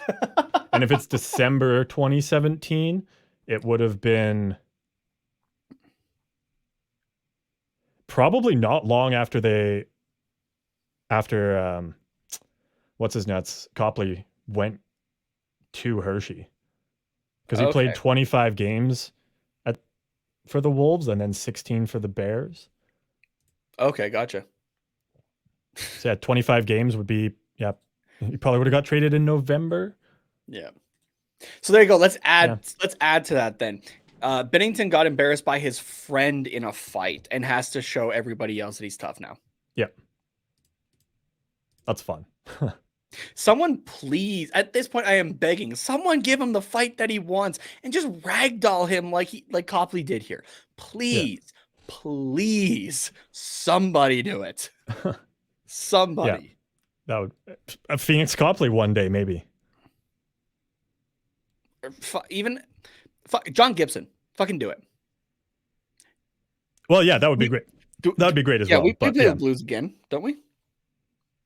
I don't know. I'm not totally sure. I'm taking a look ahead. And yeah, we play them on March 25th. Okay, so in about a month. Yeah. John, please, my guy. Okay, everybody clear your calendars for March 4th. It's a Saturday. The Kings will be at home against the St. Louis Blues. 8:30 p.m. Pacific time start. The rematch of Copley and Binnington. If you could bet on that, I would put money on that. That is a much safer bet than Kevin Shattenkirk scoring a goal on Monday. See, now it'd be interesting to go back and see if they've played against each other since that fight happened. Yeah, it could be at the AHL level they could have, but which is more likely. Yeah. Because that was about a year. That was a year before Binnington would have been called up to St. Louis for. Yeah, because that was 2019, so there would be about a year and a half. If Chicago and December of 2017, so like 13 months. So about 2 years, yeah. So yeah, I guess it was There would be a period of time there. Yeah, there isn't even a Ducks game on March 4th. So tune into the Kings and Blues on that Saturday in a couple weeks to watch a goalie fight. Use the last of your Bally Sports package that what I've been told is overpriced. Yeah. So could even be a national broadcast. I didn't look that far, but speaking of good way to bring it back though for this part of it though. Yeah. So after the whole aftermath, right? They're, obviously showing the replays of what happened and everything like that. And they brought on ESPN's lead rules analyst, Dave Jackson. So Dave Jackson, was a former NHL official. Started officiating in the NHL in 1990 and retired in 2018 after 28 seasons, which that's impressive. Long career. That's a good career. However, though, this quote stuck out to a lot of people, including myself, where he said it's, really good awareness by the officials when they saw him coming out, being John Gibson, because as much as everyone loves a goaltender fight, it's not good for the game. I'll repeat that. Really good awareness by the official when they saw him coming out, John Gibson, because as much as everyone loves a goaltender fight, it's not good for the game. I get that we're trying to move away from, this isn't MMA or WWE kind of thing, right? Like fighting is part of the sport. Yes. And I will always advocate that it has a place in the sport. To say it's not good for the game, though, especially in a market being the US of A, where hockey is not I would say it was the part of the big four in terms of sports. It's not anymore. I don't think it is anymore. Yeah. It's the NBA, it's the MLB, it's the NFL, and it's MLS, Major League Soccer. The NHL is out of it at this point, I think. So you're broadcasting a game that is trying to get that footing back again. And honestly is struggling to do that because the NHL doesn't know what it fucking wants to be. It's trying to be one thing, but it's doing everything else. And this is a great example of it, right? Like, I get it. that, like I said, you don't want this to be like, you don't want the NHL to be seen as, MMA or just, bar fights kind of thing. But you know what gets eyes on your league and gets people tuning in to the next game to see what the fuck happens? Stuff like this, goalie fights, right? Yeah. Think of the Mike Smith versus Cam Talbot fight a couple of years ago, Calgary versus Edmonton, right? How many? Actually, let's take a look here on YouTube. How many views do you think that fight has? Let's say, like the video of that on YouTube. I'm gonna say, I don't know. I don't even know because like it. You know what? I'm just gonna guess 14 million. Okay, I'll give you. Remember, okay. Hockey. All right. Okay. And it's being spread across a couple different channels. I guess. Yeah. We'll go with the NHL one. Yeah, and the main provider, I guess, in this case of Sportsnet. So on Sportsnet's YouTube channel, they have this as a gotta see it goalie fight. Mike Smith fights Cam Talbot as Oilers and Flames erupt in line brawl. This is from 3 years ago. Okay, then I'm gonna go over. Let's say over under 2 million views. Oh, I'm gonna say over, but not by much. 3.4 million views. Okay, yeah, I was gonna say like 2.7, 2.8. Once you said, remember it's the NHL, so yeah. And then here, let's see. Let's even just take a look right now. Well, I guess I said on Twitter, even just of like, the Ducks tweeting just John Gibson going to the center line and that fight's telling everybody else to go away. Yeah. Got seen by that tweet alone got seen by 1.6 million people and 660,000 watched the video at least once. Well, that video is also on YouTube. So let's so that one has 36,000, but remember this was only a few days ago, not 3 years ago, and this wasn't actually a fight. Yeah. But then you also have the channel that I'm seeing at least above it here. Jens 95 has the same clip by the looks of it. And it has 58,000 views. Yeah. Right? So that is still something that draws people in, hockey or not. Right? Yeah, and like the highlights of this game have 19,000 and they don't show that fight at all. The Avs Blues highlights on the same channel, 34,000. So like it's got like more, like even just this clip alone has more than just like the game highlights do, more views, and generally other highlights. It gets eyes on the sport. Yeah, it gets people wanting to know what's going to happen next, right? Yeah. It's the same thing as, to keep it within the Ducks, right? Trevor Zegras and score, like he does the shootout trick at the All-Star game last year, right? Yeah. One of the few highlights from last year's All-Star game. Right? But no fun in the NHL. Yeah. We're trying to get bigger and we're trying to reach especially a younger demographic, right? That's more exciting for them, but no fun. The NHL is so bass-ackwards about their entire approach that like I could tell you that, and I think a lot of people just across sports or hockey especially can tell you that without having gone through the majority of a marketing degree like I have, that the NHL is fucking up their marketing as a whole. Oh, 100%. Right. Yeah. And this is a great example. When you have an analyst who, I don't give a fuck if he was a former ref, right? Because you're looking at it from a ref's perspective. Yeah, that's your job to make sure that doesn't happen. Okay. Yeah. I get it from that perspective. But to say it's not good for the game, right? As somebody who's employed by ESPN, who's employed by the NHL to show these games, right? That's incorrect. And it's completely false. And I mean, I guess when you're an official for 28 seasons, you get told by the NHL a lot of things. So you kind of get indoctrinated. You get brainwashed a little bit. Right? Yeah.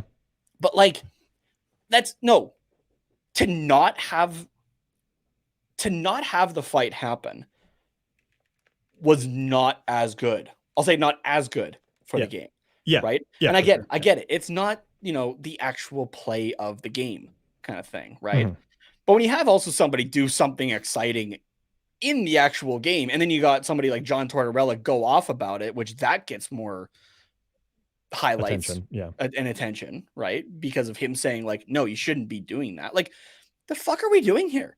Mhm. Seriously. Yeah. The best thing for especially for, a market like California, right? Which, let's think about for LA alone, you have the Clippers and the Lakers for the NBA, Mhm. right? And then for football, you got the Rams and the Chargers, right? So there's a lot of options there in LA. Mhm. And yes, I get it. The 2010s, especially, and the Kings did really well, right? Mhm. A lot of attendance there because they won 2 Stanley Cups, right? That happens. But if you're, it's the entire thing is competitiveness, right? You want those people to go to your games, to watch your games, right? You got to have something happen and promote that in some form or another. Yeah, you have to have right? some sort of excitement. I do agree with that, and I do agree with this. Like, I agree that with the the whole refs were concept, right like, to make sure that it doesn't happen. However, for the commentator to say that it's not good for the game is so false. I think So much of a like head up your ass that it's like you've somehow put your head through your mouth again, kind of thing. That's probably a great mental image for everybody else. Yeah, I'm trying to figure that out, but yeah, it's something. It's just, what the fuck? To simply put it, what? Yeah, what are you talking about? With the rules analysts though that they bring on, I will say that they get like, maybe 10 seconds to kind of say their piece, and then like they're cut off, and like they maybe get to say something like once a game, once every couple games. So if he was given more time to expand, and if I'm giving him the benefit of the doubt here, Dave Jackson, I think he might be like, well, he even says, as much as everyone loves a goaltender fight, which is his way of saying, I love a goalie fight. I think his "it's not good for the game" comment would be more from like, goalie fights are dangerous because they take their masks off and they're also boxy and approach it from a ref perspective. Yeah, which is what he's, I think, trying to do here, but like isn't given the time to like fully flesh that thought out. And again, I'm giving him the benefit of the doubt, maybe. So that's fair. You think of it this way: Gibson and Copley, fight, and because they're goaltenders in their boxy gear and they're essentially just like drafts trying to walk on ice, then if they go down and one or both of them, both would be a stretch, but one of them gets a concussion and is out long term, then that significantly reduces the appeal of watching the Anaheim Ducks, which is already at near rock bottom. Yes, we have Lucas Dostal, but John Gibson is a fan favorite player, and Dostal's still young. Copley goes down, the Kings are not making the playoffs, and if they do manage to hold on to a playoff spot, they're getting absolutely fucked, because Jonathan Quick, well, I mean, I don't know what he would do in the playoffs, but he hasn't been great this season. He's definitely regressing, and they're already shaky at best in goaltending during the regular season. If anything happens to Copley, I think the Kings are fucked. So that I think in that sense, maybe that's what he was going for, is in terms of a player safety and actually having people want to watch these teams for the rest of the season. Then it's not good for these teams specifically. But just saying it's not good for the game, that's a bit of a stretch. And I think we have successfully disproven that just with some viewership numbers and generally our conversation. But, yeah, and I get as well that he got brought on quick. Like, it's not like some of the things that we talk about where you can kind of plan for that. Yeah. Right. I get that. But again, if you're bringing on a rules analyst, you'd think it's okay. Let's try to keep it within the rules or what the refs are thinking, especially when you got a guy who officiated in the NHL for 28 seasons. Yeah. Right. really good awareness by the official when they saw John Gibson coming out. Because, you know, that's their job, and they are trying to minimize the effects on their goal, like on the goaltenders getting hurt and, you know, hurting their teams. Yeah. There you go. Say what you want about NHL officiating. Their job is to protect the players, especially the goalies, because they're the quarterbacks. That's the entire job of an NHL. official. It doesn't have to just be for the NHL, right? It can go down to 5-year-olds. Yeah, exactly. Right? Yeah. Just to make sure that the game's played safe. Those who, you know, break those rules and make it not safe, they get punished for it, right? With penalties. So, but the wording definitely there is not. The wording there is not good for the game. Yeah, exactly. Yeah. That's what hinders it. On the other hand, we are talking about it, so right. But we're talking about the fact that somebody is promoting something that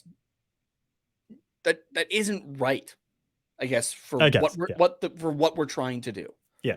As a collective, right? Like as much as, you know, this show is for fun, right? And it's a way for us to talk about things. At the same time, though, like it's an outlet to reach out to other hockey people, right? And to potentially draw in others, right? Yeah. By having like the Marvel talk at the start or that kind of thing, right? Like somebody might find a clip of that from our YouTube channel or that, and then okay, hey, they're talking about hockey or whatever. Yeah, okay, I'll maybe check it out a little bit more, and they become an Anaheim Ducks fan, right? Like just that kind of thing. You have to find other ways to bring people in, which like the NHL has had some success in.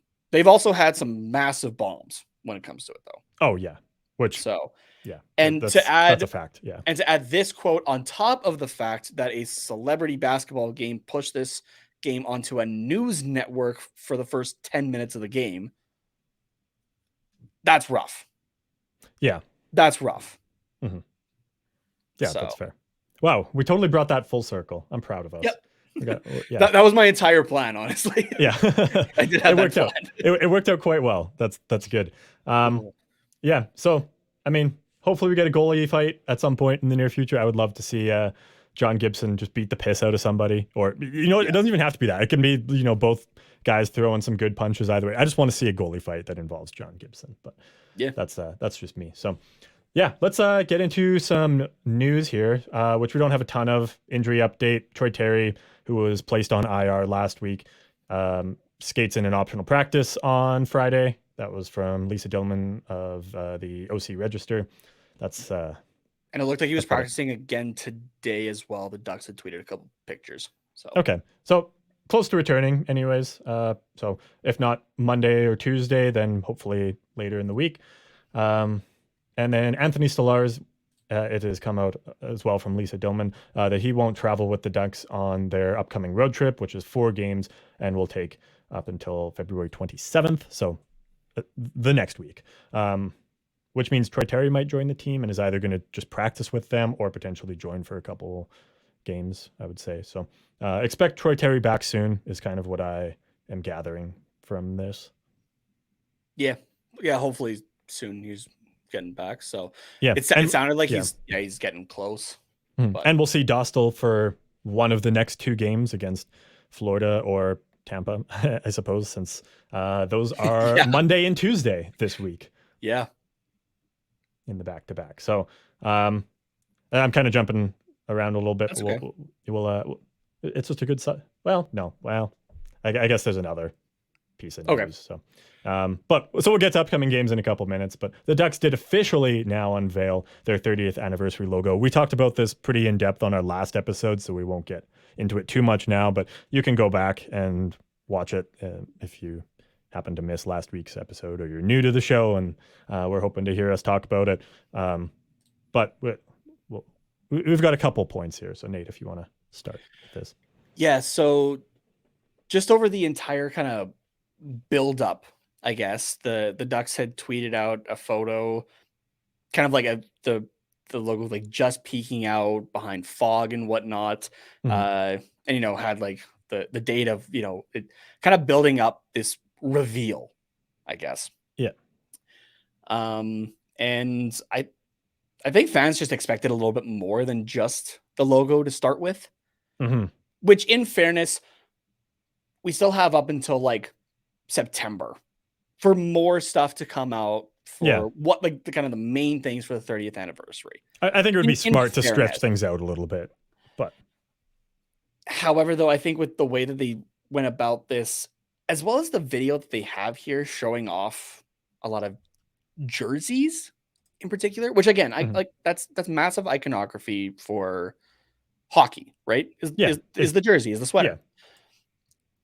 Just they're showing off a lot of that though, and I think it kind of misled people into thinking that we were getting a jersey announcement. Yeah. Because again, that's been something that's been speculated on and rumored for quite a while now. For sure. Yeah. I think it could also be foreshadowing as well. Like, oh, hey, here's all these jerseys that we're showing off. Here's a logo. But like, you know, they're kind of planting the jersey seed a little bit. So it could be, but we obviously don't know yet because we're not, to be fair though, we have kind of seen that same kind of thing. I'm not going to say blundered, but I can't think of another word before as well. Oh, yeah. No, for sure. Where there were the teases of Jamie Drysdale and Trevor Zegras, and it was showing the orange jerseys. So people were thinking like with like something along the lines of like change is coming. Yeah. So then that got into people's heads as well, especially because they've been asking for it for however long at this point, however many years, to bring at least the Mighty Duck back. Right. There are definitely that section of fans, which I'm not opposed to bring back the original colors as well. However, I do think that the modern colors are going to stick around if they go that route. Yeah. But anyway, like we've seen kind of the leading, you think it's going to be about jerseys, and then it was just a number change for Jamie and Trevor. Yeah. So that was kind of a letdown for people. And then you have something like this, which it looks like it's building up for more than just the logo unveiling, which at this point had been out there for 2 days, which originally came from the Anaheim Ducks as well, to season ticket members. Right. So that's already kind of been out there a little bit. So I think fans were kind of thinking that, okay, it's a logo and something else. Yeah. Is that on us a little bit? Yeah, sure. Is that also on the team though, and how they marketed this? I think a little bit as well. And yeah, so Ducks fans initially not too happy, I guess, of just like, okay, it's the logo. Cool. Yeah. Like I think part of it has to do with just how much smaller the fan base is for the Anaheim Ducks compared to we'll just take it to the kind of the extreme, I guess, with Toronto. Like when they just traded for Ryan O'Reilly and Noel Acciari, right? I like when they massive reveal trade, which was huge. When they reveal what numbers those players are going to wear, they get a lot of engagement on that, I think. Like even people that aren't probably fans of the Leafs, they're just like fans of hockey, or they're fans, they could be Sens fans or whatever. Like they're going to care about that. Like they're Ryan going to want to know. Yeah, Ryan O'Reilly being the first player in Maple Leafs history to wear number 90. That is kind of a big thing, considering I guess 0 isn't in circulation anymore, or hasn't been by the league in quite a while. But between 1 to 98, I guess, because 99 is retired as well. So you got, that's what, 97 different number options, right? And a lot of guys do overlap. Yeah. Like, and that's including the amount of jerseys that have been worn and are retired by the Leafs now, right? Like, that is kind of a big thing, especially considering that team has over 100 years of history that no one's worn number 90. That's kind of a cool thing. Yeah, exactly. But so like a lot of people are just going to care about that. And it's, but like they also don't need to hype that up and be like, oh, come back to our Twitter feed and find out what number Ryan O'Reilly is going to wear, because like there's already going to be people that are going to the feed regardless for the number change or for like literally anything else. Whereas with the Ducks, they kind of, you kind of have to hype some of these things up, because otherwise a lot of people aren't going to give a shit. But you want people to be coming to your feed. So But by also being like, oh, change is coming, then people are going to be interested and be like, oh, what's going on? And it's like, oh, look, Trevor Zegras is going to be wearing a new number. Come buy a jersey so that we can like keep the lights on at Honda Center. And then people are like, oh, I thought we were going to get like new jerseys. Now I just have to like take my Zegras 46 and like just throw it in the garbage so I can get a Zegras 11 or like whatever. I think part of that as well was I think the 46 I think was on the black jersey, and then they were hinting with the orange one. Yeah. If I remember correctly. So that's what had people leading to that kind of conclusion.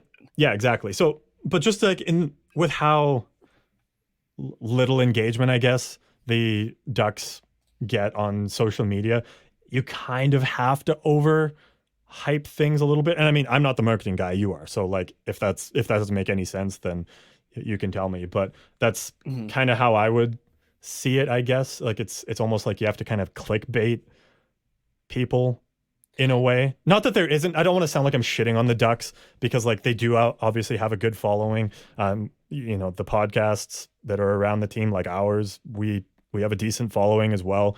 But it's still like it's just different. You are catering to a very niche market and a very small market that is a niche market, right? In terms of hockey fan in California primarily, and then hockey fan in Anaheim area, because you also are contending with older teams in the San Jose Sharks and the LA Kings.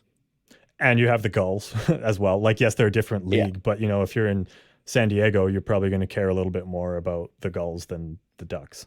Yeah, and through there, you're maybe watching the Ducks a bit more, kind of thing. Yeah, exactly. Right? Or so, like Ontario, right? Like Ontario Reign. You know, there's just like, or you know, there's three other sports. Well, sorry, three other sports to choose from, each with multiple teams. So there's a lot of options. Yeah, it's a dense market. And especially the fact that, again, Ducks fans have been asking for at least the Mighty Duck logo to be the logo. They've been asking for that for years. Like long before we were doing this show, that's what I was seeing. And it's not even just Anaheim Ducks fans. It's hockey fans in general. You had, which also can be the wonderful thing about Disney, right? Because it was a Disney creator that designed that logo. Yeah. I don't remember the name of the creator offhand though.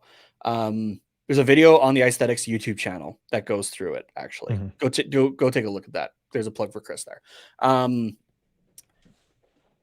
But just hockey fans in general, right? Like when did we have Isha on, and like he had a Mighty Ducks hat, right? Yeah, that was a and he's not thing. Yeah, that was a long time ago though. And and he's not a Ducks fan whatsoever. He's from like the Vancouver area, lived in Alberta as well for a while, kind of thing in Canada, right? I mean, he had a pretty wild story behind the hat, and it wasn't really actually his, but you know, so he still had it and he still wore it. So the fact though that you're like, I like that, right? Like it's that idea of branding, right? That everybody is drawn to that, right? Because it's not only the idea from, you know, the second Mighty Ducks movie, right? But it's also just the early days of that team, right? It's Teemu Solani, it's Paul Correa, it's the 2003 run. It's J.S. Jaguar. It's the very early days of Corey Perry and Ryan Getzlaf, right? Like it's that logo is ingrained in so much of the Ducks history. And the only reason that they moved away from it is because the Samuelis bought the team from Disney and they wanted to move away from the Disney idea. Which I get that, but you can do that by just doing the colors alone. They went from arguably one of the greatest sports logos of all time, at least the top 10, I think. Yeah. And that's not being biased. I would have told you that 5 years ago as well, before we did this show. From arguably a top 10 logo in the league or in sports to one of the worst. So one of the worst that I rarely see anybody talk positive about that, especially the original Wordmark version that resulted then in the webbed duck foot. Yeah. Right. like that's fine as like a secondary patch. Sure. Yeah. Mhm. That's sure. I get it. Yeah. The duck goalie mask with the cross sticks in the triangle is the look though. Mhm. Right? It's one of those logos that you don't touch. You don't yeah. touch that, right? Mhm. Except for, had they continued wearing that like from day one, like not changed or anything like that, you might have had some, some minor updates to it, Yeah, right? exactly. Or To bring you'd it like just to a tweak a little bit, color or something like that. Or you would yeah. just, Like you know, think of yeah. like the Detroit Red Wings, right? As long as they've Mhm. been the Red Wings, it's been the winged wheel. That's what it's been. Yeah, but they've changed the logo, but it's the same concept. It's just like let's make it Hey, look we're gonna less update shitty. it. We're gonna Yeah. update it. The Mhm. technology's improved. We're gonna update this, make this look better. We're gonna Yeah. update this, make this look better. Even the Blackhawks have done it, right? The Leafs have done it. Like all of the Yeah. original teams. Maybe. Well, yeah. I guess even the Rangers have kind of adjusted the font a little The bit. Rangers had a couple years where they moved to the shield being on the front of a jersey, Yeah. and it did not go over well from my recollection Mhm. of like what I've seen about when that happened. Yeah. That made them go back to like they're one of the few teams that has a logo that doesn't utilize the logo on their jerseys because Which that is funny. But across the body Rangers is more iconic, yeah. right? As the look of the team, right? Yeah. The Boston Bruins for the longest time have been the spoked B, but that has been updated throughout the years. Yeah. And if Exactly. you even want to go back to around the time of the Ducks to now, I believe the spoked B has had 2 updates since the Ducks have come into the league. Mhm. So like, yeah, but it's still the you're same able logo. to do that. So Yeah, exactly. yeah. You're Yeah. able to do that. The Islanders, even with minor updates to No, it's just that logo throughout the years, right? Like just adding the yeah. stripes on the stick to highlight Stanley Cup championships and that kind Yeah. of thing, Yeah. right? Exactly. Like So you're able to do that kind of thing. Like just the Mighty Duck is what everybody wants. mhm. Yeah. And to Also, constantly just tease them the way that they have with, oh, hey, we're still going to sell Mighty Ducks stuff. Because, yes, like we have the orange jersey that has it front and center, right? Mhm. And really the only thing that I've found that people aren't a fan of is just the amount of gold on the sleeves. Because I did put out on Friday as well that edit that I had done on our social media of just a white version of this, right? yeah. And that was one comment in there of just too much gold on the orange jersey, which I Mhm. kind of chuckled to myself of just, that's not the one that I did at all. I just Mhm. kind of recolored to make a white version, right? Yeah. But that's the only kind of downside I've seen about that jersey in particular, Mhm. right? Is just the usage of the gold, which that's one improvement that they've done over the years since introducing the Anaheim Ducks branding in 2006 there, right? Yeah. Of a little bit less of the gold and more of the orange, right? That Mhm. works. Yeah. But yeah, to move away, like, or no, sorry, but like besides that jersey, it's yeah, like we're still gonna put out like merch of it and whatnot, but we don't want to use it as our main look. Mhm. We can see that this sells. You can look at any game at Honda Center, and it's primarily going to be some version of the Mighty Duck over the web duck foot, right? Mhm. You can clearly see what the fans want. Yeah. Is it not just a good business decision to give it to them? Not even just like fan appeasement. Imagine just the skyrocketing sales numbers in general for just Mighty Ducks, Yeah. I mean, right? yeah, no, it's I don't I wish we had an There, answer, there, but there were ways. there just is none. Yeah, So just yeah. in long story short, there were ways to get away from the Disney thought, like the Disney thinking, Disney image, without getting rid of that logo. That's Yeah. what the fans want more than anything, Mhm. right? Because yeah, you do have a lot of fans, myself included, that are just like, you know what, like the orange, black, and copper at this point, like yeah, they work. It like the copper adds something a little bit more unique, but and but like, yes, going back to those original colors, that would still be a very unique color palette in the NHL. It would reintroduce purple, which needs to be utilized more in sports, I feel. So like that, like you would have like a staple on that, right? And the team still does, right? You think of those two colors, what do you think of right away? Hockey fan or not, the Mighty Ducks, right? So there's benefits to going back to it, but that's where I think they're going to draw the line of like, we're not going back to those colors. That being said, though, yes, I think Ducks fans were like down by the seemingly amount of hype around this announcement. That was just the logo that we had for 2 years. For the 30th anniversary logo, I should clarify. Yeah. I got two things here, because I did have this conversation quick with somebody on Twitter that, as far as I can recall, I think there's only been one instance of a complete rebrand before a new jersey supplier comes in. And that was before Adidas. Is the 2016-17 season. The Florida Panthers did their entire rebrand, had that 1 year in Reebok, and then it transitioned to Adidas. Yeah. The next closest to that, though, would just be Pittsburgh introducing the white version of their current 90s look. But they had the black one for a couple seasons already that they were wearing as an alternate. Yeah. Those are kind of the only two instances that I could think of offhand of like a complete rebranding before somebody else comes in. Now we have next season with Adidas, and then somebody new will come in. My hope is CCM, but I know a lot of people are hoping for Nike as well. Personal preference. I got my issues with them, but either way, we're going to get something new here in terms of jersey construction and that kind of thing. That has come along, as we've seen with both the Reebok and Adidas announcements. That comes along with new jerseys, whether they are just, okay, we're just going to transfer that onto it, like a lot of teams probably will. Some teams take that as an opportunity, though, to freshen up their brand. So I'm leaning more towards, if we get the Mighty Duck, at least like an entirely new thing of the Mighty Duck branding, it'll come with the new supplier coming in. Yeah. However, though, the 30th anniversary is a good opportunity to do it.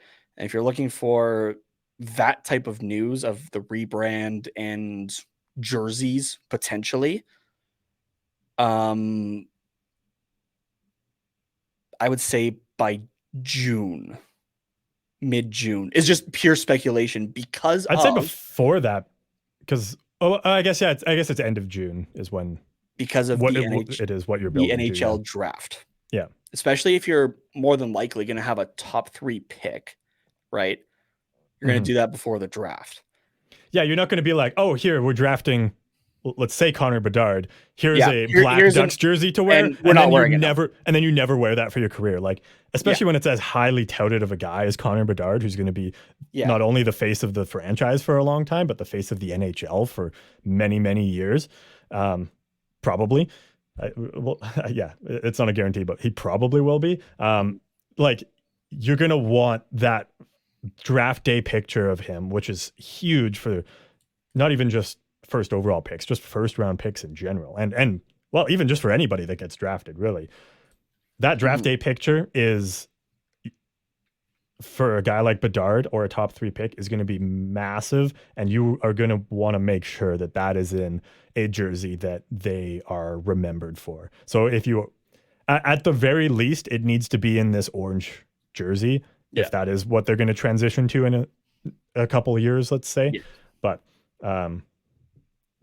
it's, unfortunately, if it's in the black jersey, I think that says we're keeping these jerseys for the next 5 to 10 years, at least. I'd say for at least the next season. I would say for at least the next season. I think even if it's in the black ones, it's still like, I still think that means it's going to be long term, because otherwise, if it's like, okay, we're going to keep these black ones for the next season, and then when suppliers change next year, then we'll go to whatever. I think it would still be the orange one you've got hanging behind you. That's the Mighty Duck that they would rather have, even if, because I think that is just a more popular jersey. Even if it is going to be an alternate for next season, it's like, oh, look at our shiny new guy in our nice shiny jerseys that that people love. So I don't know. Which I guess this is kind of middle of the road, but let's think back to the last generational talent, Connor McDavid. Yeah. The Edmonton Oilers, before the draft, unveiled this jersey that harkened back to the WHA days of the Oilers. And it was that orange jersey with the royal blue shoulder caps and the big striping on the arms and the torso. Yeah. Right. That's the jersey that Connor McDavid is wearing in his draft photo. Right. So that's, hey, here is, a new look for the team that we're going to go forward with for, like you said, for the next few years kind of thing. At that point, Reebok was going to be done up in 2017. So you would get 15, 16, 16, 17. So 2 seasons at least out of that idea. That specific jersey. And then they did carry it into Adidas for a year or two. They kind of did with the orange jersey from 17 to 22. Oh, okay. Was when that, which personally, my feelings on that jersey in particular, the Adidas one, that's way too long. But yeah, so like you were saying, right? Like this is kind of the idea that, this is what you're going to see this guy wearing for the most part. But it's still that, hey, we're going to do this before the draft to show it. And the Oilers did it again this last season, right? They unveiled that they were going back to the royal blue and orange, like the 80s colors. They did it before the draft. And that's what they had. Who was the first draft pick? It was 32nd overall. Or 31st overall. I forget his name, but that was how they unveiled it, right? I think it was like the day before the draft, they unveiled, hey, we're back in the royal blue. And that's, the jersey that our first round pick is going to be wearing tomorrow. Yeah. So I could go through a history probably of other teams that have done something similar. Yeah. But, I'm sure. Yeah. But yeah, if we do get one, it'll be in June, I would say. But so this could just be the beginning of the marketing cycle for that. Otherwise, it is what it is. It's 30th anniversary logo. So actually, sorry, give me 1 second. Just because I was thinking about this and I meant to take a look at it earlier. Okay. Just while you're looking things up, I don't know if anyone else noticed this or if you noticed this, but in the video that the Ducks put out, they included a very, very, very short clip of a concussed Paul Kariya laying on the ice. Did you notice that? They fucking did what? Yeah, it's about like 8 to 10 seconds in, maybe half a second. But I was just watching it and I was like, I'm going through this frame by frame right now. Yeah, it's about 8 to 10. I literally watched it 3 times and then I scrolled through the comments and I found like one person that mentioned it. And I was like, that's a choice to put that in. Like, I get that you're trying to show like big moments in Ducks history, but like that's one that most people probably don't want to remember. That's one that Paul Kariya literally does not remember. Exactly. Yeah. I'm going through it here. Okay, I'm at the 10-second mark. Oh my fucking God. Yeah, right? Again, it's very, very short. I get that that's something that's massive in Ducks fans' minds, but like to have that, what the fuck is going on there? Yeah. You're right. That is choice. Yeah. Like, holy fuck. Hey, remember the last 30 years of the Ducks and how great things were? And also Paul Kariya's concussion. But everything else was great. It's like, what? That's why, why would you put that in? I don't get it. I really don't. All right. That's not showing me what I want here. Yeah. Sorry, I totally took you away from what you were trying to do. No, that's okay. That's okay. I thought I had it, but then I took a look at the site that I was on and I'm like, that's not what I wanted. Yeah. Because there's one team that's sticking out to me right now that I'm trying to remember the timeline of their unveiling of stuff right now. And that is our California brethren in the San Jose Sharks. Okay. I'm looking at the 23 draft. Whoops, my bad. Meant the 22. That's why I wasn't getting any pick results. Yeah. Trying to look into the future. Okay, no, I just want Wikipedia because they do it nice and simple. Or Hockey DB, sure. Yeah, that'll work too. Okay, I don't where even know what you're trying to look is? for, but I'm just trying to find who they drafted, and then I'm just going to pull up their draft photo. Okay, Oh, yeah. Philip Byset. Okay. Or Philippe. Sorry. oh, you're just trying to find his draft photo. Yeah. Did the Sharks change jerseys this year? Yeah, they did. Oh, really? Have you not noticed? Apparently not. Okay, no. go take a look right now. Okay. Well, I knew they went to like the full teal kit, but I thought that was just like updating everything else, not the jersey. Oh yeah, no, they did the jersey as well. It's like it's a mix of what they were currently doing and like the original jersey from the 90s. Oh. Which I do think that the jerseys that they have now is an improvement. The full teal look has grown on me. It's still not my favorite thing. I still think they needed black gear with it, but it has grown on me at least. Okay.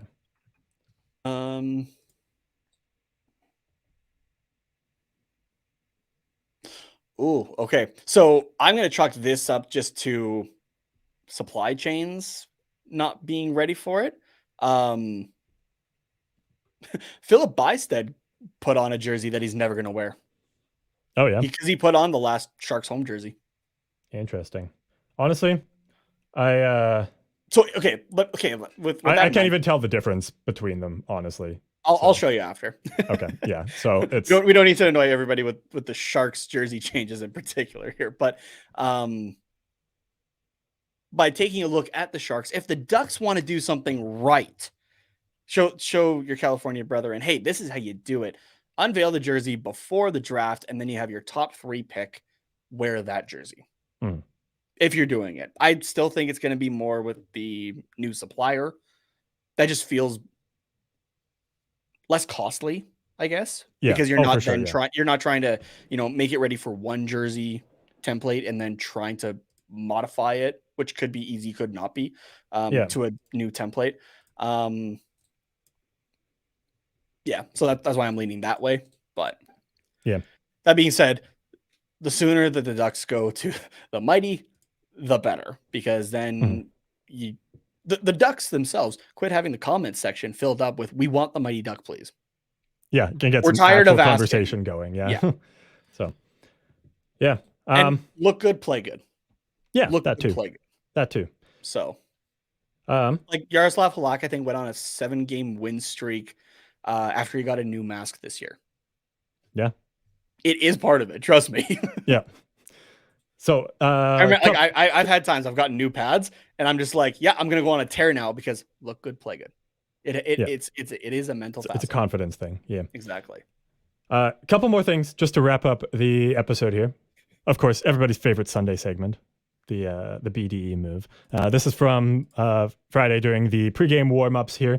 If you're watching this, so good. Yeah, I mean, you've probably seen this already. If you're not watching, you're not missing out. But this is the warm-up move that Zegras does on Lucas Dostal here, and just a little bloop through the legs and backhand out of the silky. This angle really shows it. So that's why I just paused. The out of the air aspect, like seeing this angle of it was the one that I went like, okay, yeah, like great Zegras move to damn, all right. Yeah, the first couple times I didn't even notice he kind of popped it into the air and went out of, and then knocked it out of the air. But from this angle, you can see that this move would be shootout legal. He could technically do this in the shootout. Yep. The puck always continues going forward. He turns his body around, and the puck never stops as well. Yep. Oh boy, what a great freeze frame of Zegras. Just can you screen cap? Absolutely, I can. Quick, actually. That is 100. That's like send that my way. I got new meme material for the account. If this is the this could easily have been what they modeled the Zegras action figures off of if this had come up before those. That's like cross-eyed too. The cross-eyed, yeah.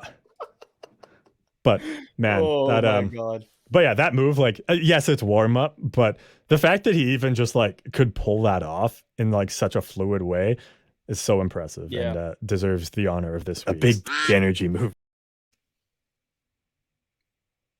I don't have anything else to make 3. I don't either. I mean, Dostal took it like a champ as well. Like he was just like, oh, sweet move, didn't get all pissy. So that's a big energy move. You know what? Let's tie it to the last conversation. He did it in orange with a Mighty Ducks logo across his chest instead of the web duck foot. Yeah, he did. A big energy move. Now I'm gonna give a little D energy move. Okay. To everybody who saw a clip of somebody in warm-ups doing a trick and pulling a Dave Jackson. This isn't good for the game. Yeah. Or quit. Like you're not going to actually do this in another game. Somebody's got here like, oh yeah, he's going to do this, and then Drew Doughty's going to lay an open ice hit on him or something like that. Just like you all, like everybody who is saying this was saying the exact same thing about the Michigan a few seasons ago. And everybody said it about wraparounds. Everybody said it about between the leg shots. Everybody said it about the wrist shot at one point or slap shot, right? Yeah. Like the game evolves. There's an entire commercial out there about the fact that the stuff that we saw in video games, people are doing in actual games now in the NHL. Yeah, exactly. So I know not everybody is super bright. I'm one of those people. I am not the smartest person on earth. I will never claim to be. I am a dumb fuck. And you can clip that one too for yourself. Okay. But there's a few things that you should honestly just sit and go, should I actually tweet this? Am I going to look like a complete dumbass by tweeting this? Or commenting it on Instagram, Facebook, whatever. In terms of this, yeah, probably. Yeah. And also, is it just because it's Trevor Zegras? Everyone's just got a hard on for hating Trevor Zegras for whatever reason. Yeah, like, that 100% has to do with it. Yeah. Yeah. Go have Timo Meier do it for San Jose. Go have Jonathan Toews do it for Chicago when he comes back, I guess, from illness. Yeah. Go have Connor McDavid do it. That guy does crazy shit that, if he pulled that off a couple years ago, people would be up in arms. The game evolves. People are getting better. All right? Yeah, it's not a bad thing. Calm down. Just because you can't do it doesn't mean it shouldn't be allowed. Yeah. That's probably a good part of it too, is like, oh, I can't do this in my beer league, so this shouldn't be allowed. Like, yeah, exactly. I get my ass rocked in beer league. Yeah, there's a reason you're playing beer league, dude. Yeah. So just go have fun. This is a sport. At the end of the day, go have fun. Enjoy it. Speaking of having fun, the Panthers. These games are not going to be fun. the Panthers might have fun on Monday morning, 10 a.m. Pacific. I was like PM. I'm just used to saying PM. Yeah. Yeah, fair enough. So the Panthers will be in town before, and then they'll have a 3-day break. Oh wait, sorry, no, we'll be. I got this mixed up. I was like, this doesn't make any sense. We will be in Florida playing this game before the Panthers have a few days off as well. They had a busy week last week, so I guess they get a little bit of a break. They've been kind of up and down this season. They've been able to beat recently, like this month, the Tampa Bay Lightning 7-1, but they also lost to the Predators 7-3 and the Avs 5-3 and the Blues 6-2. So like they're just all over the map. But we're not any of those teams. We are our own thing. So I don't have a lot of faith. Yeah, I think it's the best description I ever heard of this team the entire time. We are our own thing. Our own thing. Yep. Yeah. It's like even just trying to find like comparable teams is impossible because it's like, I don't know, have they played? The only thing I would add to that description, and it has to be that clip of, I don't know if he's a player or a coach, talking about like his team's performance or that. I think this is like European soccer or whatever, of like the sometimes maybe good, sometimes maybe shit. Yeah. We are our own thing. Sometimes maybe good, sometimes maybe shit. Yeah, there you go. Um, I mean, I think the Panthers are just kind of like they beat the teams they should, and they lose to the teams that nobody expects them to beat. Like because they beat the Blue Jackets in December 4-0. End of Everybody December, the except the Ducks and Canadians they beat Blackhawks are expected to 7-2. be the the Blue Jackets though. Yeah. They beat the Canucks 4-3 in January. Like they beat the Coyotes 5. So like it just makes sense. So like I don't know. Mhm. Yeah, I think if I had to put a score prediction on this one, I would probably go with like 5-2 win for the Panthers. Yeah, they're 5-4-1 in their last 10, 15, 8-3 at home. So yeah, they enjoy playing on at home. Yeah. The road is what kills them. 13, 17-3 on the season. Yeah, I'm going with a Florida win here as well. What did you say? 5-2? Oh, sorry. I said 5-2. Sorry, we have actually played the Panthers as well.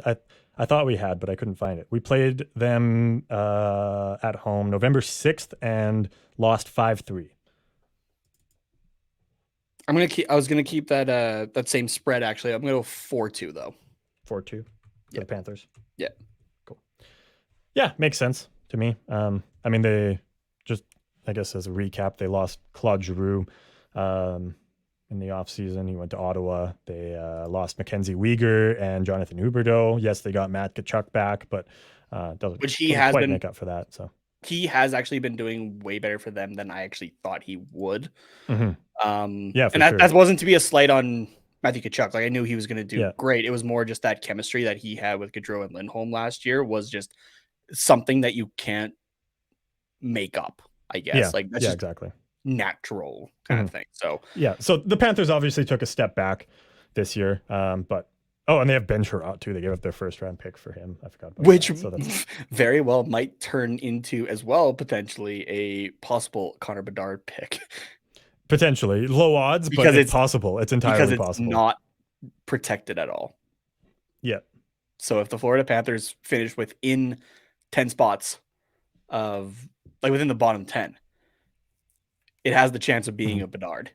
Yeah. Could you imagine? God. Oh my God. Like I get you can't like see the future for that kind of thing, but damn. But that's a choice for sure. That's a choice. Yeah. So then also the Tampa Bay Lightning, we will play them on Tuesday at 4 p.m. Pacific time, back to regular start time since no holidays. And yeah, the Tampa Bay Lightning. In the States too? It is, yeah. I had to look it up. It's Washington's birthday is the celebration there. Oh, I didn't know that was a national holiday there. All right, cool. Yeah, me neither. So I mean, makes sense. Yeah, no, it does, but that's the one there. Cool. So so yeah, we'll play them on the second half of back-to-back. I don't know if you just go with Dostal on the second half, or if you're like, I don't know, maybe we should do Gibson against Tampa Bay and I guess Dostal against Florida, or let's see what we have in Dostal against a 3 straight cup finalist. Yeah, I'd kind of be leaning that way too, because I'd embrace the tank. No, not necessarily embrace the tank, because remember, teams don't tank. Sorry, Gary.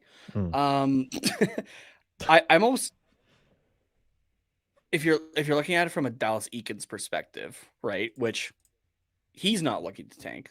Players aren't looking to tank, right? It's the GMs, which was pointed out in a roundabout way, but directly as well by Clayton Keller earlier this week. Did you see that clip? No, I didn't actually.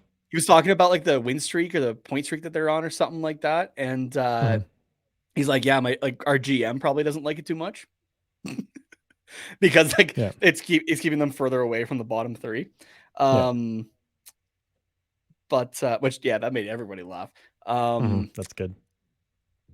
But I think you would look at this and go, okay, which is the game that we have a better chance at winning? And that's the game that you put Gibson in.